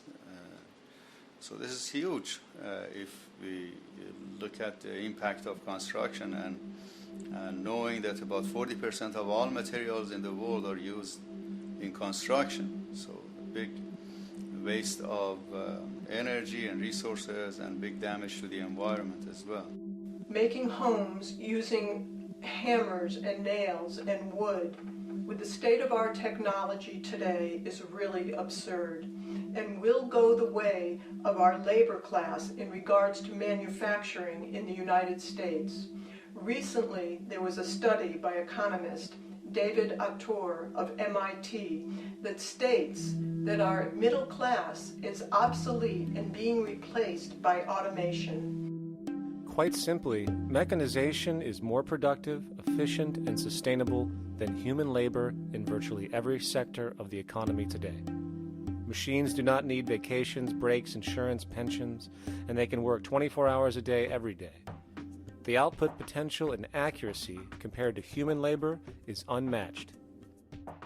The bottom line, repetitive human labor is becoming obsolete and impractical across the world, and the unemployment you see around you today is fundamentally the result of this evolution of efficiency in technology. For years, market economists have dismissed this growing pattern, which could be called technological unemployment, because of the fact that new sectors always seem to emerge to reabsorb the displaced workers. Today, the service sector is the only real hub left and currently employs over 80% of the American workforce, with most industrialized countries maintaining a similar proportion. However, this sector is now being challenged increasingly by automated kiosks, automated restaurants, and even automated stores. Economists today are finally acknowledging what they have been denying for years. Not only is technological unemployment exacerbating the current labor crisis we see across the world due to the global economic downturn, but the more the recession deepens, the faster the industries are mechanizing. The catch, which is not realized, is that the faster they mechanize to save money, the more they displace people, the more they reduce public purchasing power. This means that while the corporation can produce everything more cheaply, fewer and fewer people will actually have money to buy anything, regardless of how cheap they become. The bottom line is that the labor for income game is slowly coming to an end. In fact, if you take a moment to reflect on the jobs which are in existence today, which automation could take over right now if applied, 75% of the global workforce could be replaced by mechanization tomorrow. And this is why, in a resource-based economy, there is no monetary market system, no money at all, for there is no need. A resource-based economy recognizes the efficiency of mechanization and accepts it for what it offers. It doesn't fight it like we do today. Why? Because it is irresponsible not to, given any interest in efficiency and sustainability. And this brings us back to our city system. In the center is the central dome, which not only houses the educational facilities and transportation hub, it also hosts the mainframe that runs the city's technical operations. The city is, in fact, one big automated machine. It has sensors in all technical belts to track the progress of agriculture, energy gathering, production, distribution, and the like. Now, would people be needed to oversee these operations in the event of a malfunction or the like? Most probably yes, but that number would decrease over time as improvements continue. However, as of today, maybe 3% of the city population would be needed for this job when you break it down. And I can assure you that in an economic system which is actually designed to take care of you and secure your well-being, without you having to submit to a private dictatorship on a daily basis, usually to a job that is either technically unnecessary or socially pointless, while often struggling with debt that doesn't exist just to make ends meet. I guarantee you people will volunteer their time left and right to maintain and improve a system that actually takes care of them. And coupled with this issue of incentive comes the common assumption that if there isn't some external pressure for one to work for a living, people will just sit around, do nothing, and turn into fat, lazy blobs. This is nonsense. The labor system we have today is in fact the generator of laziness, not a resolver of it. If you think back to when you were a child, full of life, interested in new things to understand, likely creating and exploring, but as time went on, the system pushed you into the focus of figuring out how to make money. And from early education to study at a university, you are narrowed, only to emerge as a creature which serves as a cog in a wheel in a model that sends all the fruits to the upper 1%. Scientific studies have now shown that people are, in fact, not motivated by monetary reward when it comes to ingenuity and creation. The creation itself is the reward. Money, in fact, appears only to serve as an incentive for repetitive, mundane actions, a role we have just now shown can be replaced by machine. So when it comes to innovation, the actual use of the human mind, the monetary incentive has proven to be a hindrance, interfering and detracting from creative thought. And this might explain why Nikola Tesla, the Wright brothers, and other inventors who contributed massively to our current world never showed a monetary incentive to do so. Money is, in fact, a false incentive and causes 100 times more distortion than it does contribution. Good morning, class. Please settle down. The first thing I would like to do is go around the room and ask what everyone would like to be when they grow up. Who'd like to go first? Okay, how about you, Sarah? When I grow up, I want to work at McDonald's like my mom. Oh, family tradition, eh? How about you, Linda? When I grow up, I'm going to be a prostitute on the streets of New York City. Oh, glamour girl, huh? Very ambitious. How about you, Tommy? When I grow up, I'm going to be a rich, elitist businessman who works on Wall Street and profits off of the collapse of foreign economies. Enterprising, and great to see some multicultural interest. As stated before, a resource-based economy applies the scientific method to social concern, and this isn't limited to simply technical efficiency. It also has the consideration of human and social well-being directly and what comprises it. What good is a social system if, in the end, it doesn't produce happiness and peaceful coexistence? So it is important to point out that with the removal of the money system and the necessities of life provided, we would see a global reduction in crime by about 95% almost immediately, for there is nothing to steal, embezzle, scam, or the like. 95% of all people in prisons today are there due to some monetary-related crime or drug abuse, and drug abuse is a disorder, not a crime. So what about the other 5%, the truly violent, often seeming to some as being violent for the sake of being violent? Are they just evil people? The reason that I frankly think it's a waste of time to engage in moral value judgments about people's violence is because it doesn't advance by one iota our understanding of either the causes or the prevention of the violent behavior. People sometimes ask if I believe in forgiving criminals. My answer to that is, no, I don't believe in forgiveness any more than I believe in condemnation. It's only if we as a society can take the same attitude of treating violence as a problem in public health and preventive medicine rather than as a moral evil. It's only when we make that change in our own attitudes and assumptions and values that we will actually succeed in reducing the level of violence rather than stimulating it, which is what we do now. The more justice you seek, the more hurt you become, because there's no such thing as justice. There is whatever there is out there. That's it.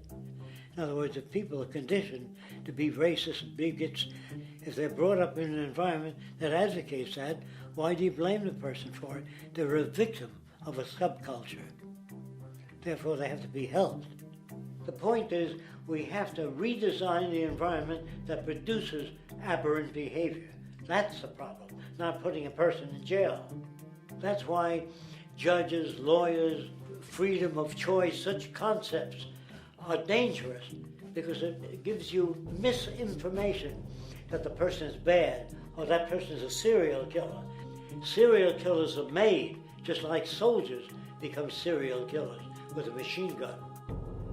They become killing machines, but nobody looks at them as murderers or assassins, because that's natural.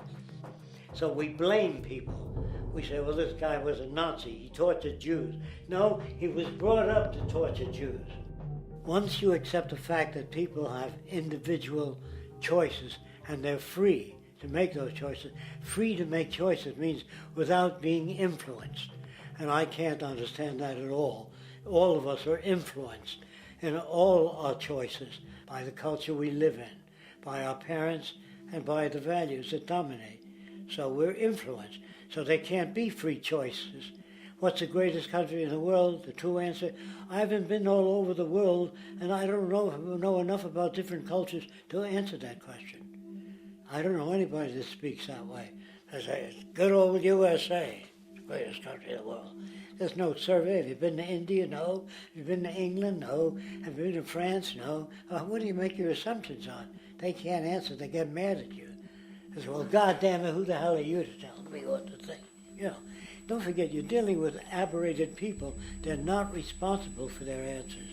They're victims of culture. That means they've been influenced by their culture.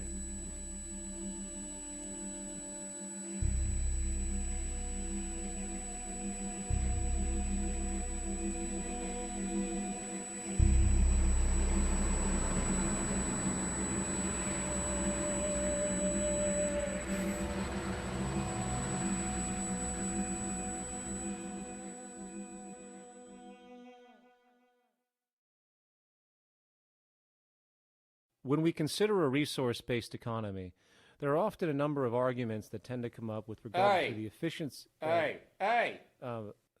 hold on just a minute. Yes? I know what this is. This is called Marxism, buddy. Stalin killed 800 billion people because of ideas like this. My father died in the gulag. Hold on. Communist, fascist. You don't like America, you should just leave. All right, everybody just calm down. Death to the New World Order. Death to the New World Order. And as the irrationality of the audience grew, shocked and confused, suddenly the narrator suffered a fatal heart attack. And the seemingly communist propaganda film was no more.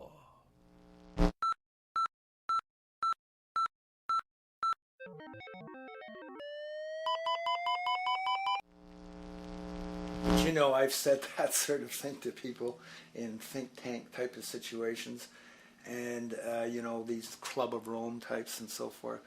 Marxist? What Marxist? Where did that come from? You know, they got this icon they hold on to as their holy grail, and it's such an easy one. You know, people ask if I'm a socialist or a communist or a capitalist, and I say I'm none of the above. And why do you think that those are the only options? All of those political constructs were created by writers who assumed that we lived on a planet of infinite resources. Not a one of those political philosophies even contemplates that there might be a shortage of anything. I believe that communism, socialism, free enterprise, fascism are part of social evolution, that you can't take a giant step from one culture to another, but they're in-between systems. Before there's any ism, we've got a life ground, and the life ground is, as I just described most easily, it's all the conditions required to take your next breath, and that involves the air you breathe, the water you get, the safety you have, the education you can access, all these things that we share and use and that no life in any culture can do without. So we've got to reset down to the life ground, and the life ground is no longer any ism. It's life value analysis. It's simply a matter of historical fact that the dominant intellectual culture of any particular society reflects the interests of the dominant group in that society. In a slave-owning society, the beliefs about human beings and human rights and so on will reflect the needs of the slave owners. In a society which again is based on the power of certain people to control and profit from the lives and work of millions of others, the dominant intellectual culture will reflect the needs of the dominant group. And so that if you look across the board, the ideas that pervade psychology and sociology and history and political economy and political science fundamentally reflect certain elite interests. And the academics who question that too much tend to get shunted to the side or to be seen as sort of radicals. The dominant values of a culture tend to support and perpetuate what is rewarded by that culture. And in a society where success and status is measured by material wealth, not social contribution, it is easy to see why the state of the world is what it is today. We are dealing with a values system disorder, completely denatured, where the priority of personal and social health have become secondary to the detrimental notions of artificial wealth and limitless growth. And like a virus, this disorder now permeates every facet of government, news media, entertainment, and even academia. And built into its structure are mechanisms of protection from anything that might interfere. Disciples of the monetary market religion, the self-appointed guardians of the status quo, constantly seek out ways to avoid any form of thought which might interfere with their beliefs, the most common of which are projected dualities. If you are not a Republican, you must be a Democrat. If you are not a Christian, you might be a Satanist. And if you feel society can be greatly improved to consider perhaps, taking care of everyone, you're just a utopianist. And the most insidious of them all, if you are not for the free market, you must be against freedom itself. I'm a believer in freedom. Every time you hear the word freedom being said anywhere or government interference said anywhere, it means, decoded, blocking maximization of turning money into more money for private money possessors. That's it. Every other thing they'll say, oh, we need more commodities for people, oh, this is freedom against tyranny and so forth. Every time you see it, you can decode it down to that. And I think you'll find a one-to-one correlation with every time they use it. And this is a sense in which we might call it's a syntax, a governing syntax of understanding and of value, so that it governs beneath their own recognition of it. So they may not say, oh, I didn't mean that at all, but in fact, that's what they do. Just like you may speak a grammar, and you have rules of grammar you follow without recognizing what the rules are. And so what we have is what I call the ruling value syntax that underlies this. So every time they use these words, government interference, lack of freedom, or progress, or development, you can decode them all to come back to mean that. Of course, when you hear the word freedom, it tends to be in the same sentence with something called democracy. It's fascinating how people today seem to believe that they actually have a relevant influence on what their government does, forgetting that the very nature of our system offers everything for sale. The only vote that counts is the monetary vote, and it doesn't matter how much any activist yells about ethics or accountability. In a market system, every politician, every legislation, and hence every government is for sale. And even with the $20 trillion bank bailout starting in 2007, an amount of money which could have changed, say, the global energy infrastructure to fully renewable methods, instead going to a series of institutions that literally do nothing to help society, institutions that could be removed tomorrow with no recourse. The blind conditioning that politics and politicians exist for the public well-being still continues. The fact is, politics is a business, no different than any other in a market system, and they care about their self-interest before anything else.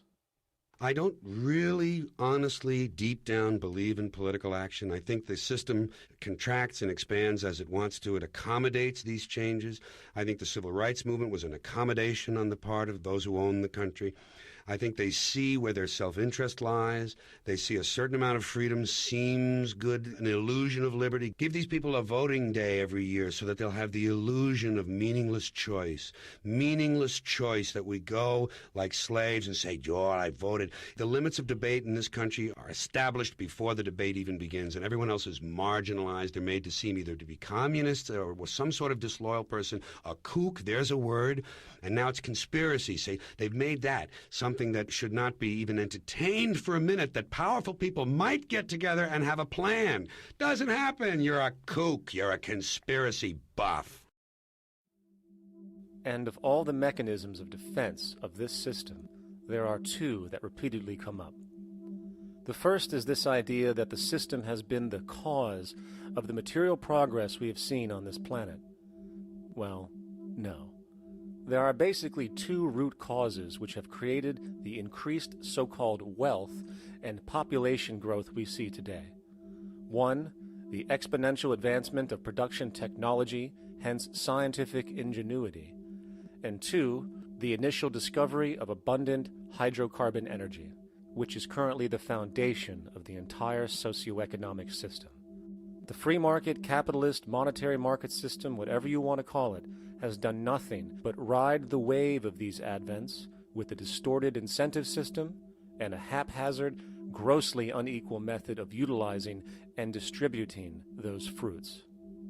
The second defense is a belligerent social bias generated from years of propaganda, which sees any other social system as a route to so-called tyranny, with various name-droppings of Stalin, Mao, Hitler, and the death tolls they generated.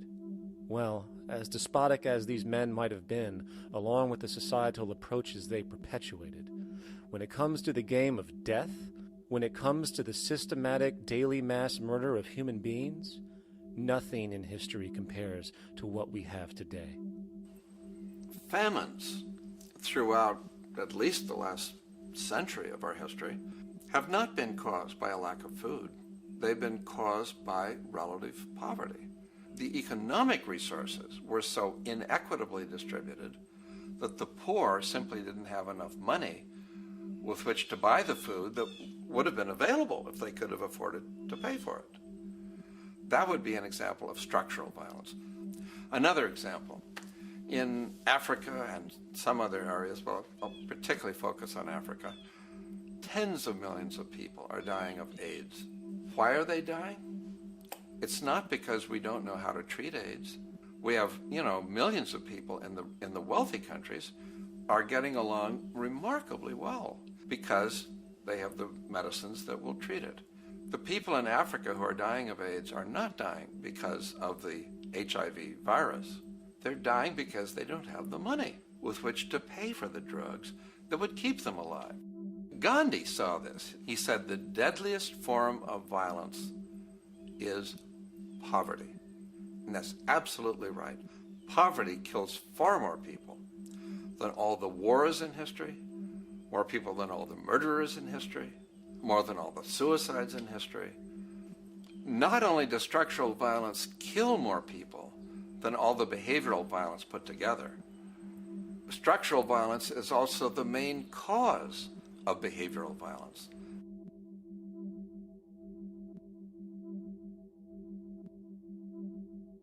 Oil is the foundation of, and it is present throughout the edifice of human civilization. There are 10 calories of hydrocarbon energy, oil and natural gas, in every calorie of food you and I eat in the industrialized world. Fertilizers are made from natural gas. Pesticides are made from oil. You drive oil-powered machines to plant, plow, irrigate, harvest, transport, package. You wrap the food in plastic, that's oil. All plastic is oil. There are 7 gallons of oil in every tire. Oil is everywhere. It's ubiquitous. And it's only because of oil that there are 7 billion people, or almost 7 billion people on this planet right now. The arrival of this cheap, easy energy, which is equivalent, by the way, to billions of slaves working around the clock, changed the world in such a radical way over the last century, and the population has gone up 10 times. But by 2050, oil supply is able to support less than half the present world's population in their present way of life. So the scale of adjustment to live differently is just enormous. The world is now using 6 barrels of oil for every barrel it finds. 5 years ago, it was using 4 barrels of oil for every barrel it finds. A year from now, it's going to be using 8 barrels of oil for every barrel it finds. What's disturbing to me is the lack of any real effort from governments worldwide or industry leaders worldwide to do something different. I mean, we have these sort of attempts to build more wind power and to maybe do something with tide. We've got attempts to make our cars a little bit more efficient. But there's nothing which really looks like a revolution coming along. These are all pretty minor. And that, I think, is pretty frightening. And the governments who are driven by these economists who don't really appreciate what we're talking about are trying to stimulate consumerism to restore past prosperity in the hope that they can restore the past. They're printing yet more money lacking any collateral at all. So if the economy improves and recovers and growth, famous growth comes back, it'll only be short-lived because within a short period of time, counted in months rather than years, it'll hit the supply barrier again. There'll be another price shock and a deeper recession. So I think we go into a series of vicious circles. So you have the economic growth going up, price spike, everything shuts down. That's where we are now. Then it starts to come up again. But what we have now is this area where there's no more ability to produce cheap energy. We're at the peak. We're on the downslope of oil production. No way you're going to get any more out of the ground any faster, which means that things shut down. The price of oil drops, which it did in early 2009, but then as you have an ersatz so-called recovery, the price of oil starts to come back. It's recently been hovering around $80 a barrel, and what we see is at $80 a barrel now, with the economic and financial collapse, people are having a hard time affording that. World oil production right now is about 86 million barrels a day. Over 10 years, you're looking at roughly 40 million barrels a day having to be replaced. There's nothing around which can come even within 1% of meeting that sort of demand. If we don't do something pretty quickly, there's going to be a huge energy deficiency. I think the big mistake is in not recognizing a decade or so ago that a concerted effort needed to be made to develop these sustainable forms of energy. I think that's something our grandchildren will look back on with total disbelief. You people knew that you were dealing with a finite commodity. How could you possibly have built your economy around something which was going to disappear? For the first time in human history, the species is now faced with the depletion of a core resource central to our current system of survival. And the punchline of the whole thing is that even with oil becoming more and more scarce, the economic system will still blindly push its cancerous growth model, so people can go out and buy more oil-powered cars to generate GDP and jobs, exasperating the decline. Are there solutions to replace the edifice of the hydrocarbon economy? Of course. But the path needed to accomplish these changes will not manifest through the market system protocols required, since new solutions can only be implemented through the profit mechanism. People are not investing in renewable energies because there is no money in it in both the long and short term, and the commitment needed to make it happen can only occur at a severe financial loss. Hence, there is no monetary incentive, and in this system, if there's no monetary incentive, things do not happen. And on top of it all, peak oil is just one of many surfacing consequences of the environmental social train wreck gaining speed today. Other declines include freshwater, the very fabric of our existence, which is currently showing shortages for 2.8 billion people, and those shortages are on pace to reach 4 billion by 2030. Food production, the destruction of arable cropland, from which 99.7% of all human food comes from today, is occurring up to 40 times faster than it is being replenished. And over the last 40 years, 30% of the arable land has become unproductive. Not to mention that hydrocarbons are the backbone of agriculture today, and as it declines, so will the food supply. As far as resources in general, at our current patterns of consumption, by 2030 we will need 2 planets to continue our rates. not to mention the continual destruction of life-supporting biodiversity, causing extinction spasms and environmental destabilization across the globe. And with all of these declines, we have the near exponential population growth, where by 2030 there might be over 8 billion people on this planet. Energy production alone would need to increase 44% by 2030 to meet such demand. And again, since money is the only initiator of action, are we to expect that any country on the planet is going to be able to afford the massive changes needed to revolutionize agriculture, water processing, energy production, and the like, when the global debt pyramid scheme is slowly shutting the entire world down? Not to mention the fact that the unemployment you currently see is going to become normality due to the nature of technological unemployment. The jobs are not coming back. And finally, a broad social perspective. From 1970 to 2010, poverty on this planet doubled due to this system. And given our current state, do you honestly think we will see anything less than more doubling, more suffering, and more mass starvation? There is not going to be any recovery. This is not some long depression that we're someday going to pull out of. I think the next phase we're going to see after the next round of economic collapse is massive civil unrest, when employment checks stop being paid because the states have no money left. And when things get so bad that people lose confidence in their elected leaders, they will demand change if we don't kill each other in the process or destroy the environment. I'm just afraid that we might get to the point of no return. And that bothers me no end. We do all we can to avoid that condition. It's clear that we're on the verge of a great transition in human life. That what we face now is this fundamental change of the life we've known over the last century. There has to be a link between the economy and the resources of this planet, the resources being, of course, all animal and plant life, the health of the oceans and everything else. This is a monetary paradigm that will not let go until it's killed the last human being. The in-group will do all it can to stay in power. And that's what you got to keep in mind. They'll use the Army and Navy and lives or whatever they have to use to keep in power. They're not about to give it up because they don't know of any other system that will perpetuate their kind.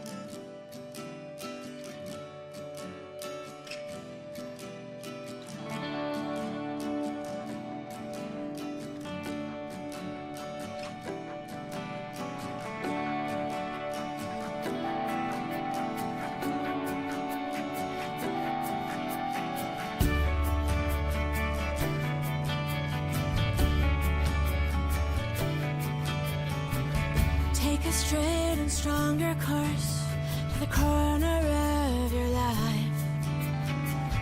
Just remember that the goal is for us all to capture all we want.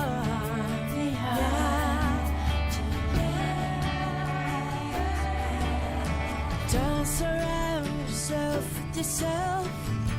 Move on back to squares. Send an instant karma to me, and I shall live with love and care for yourself. 'Cause it's time, this time and time with your time, and its news is captured.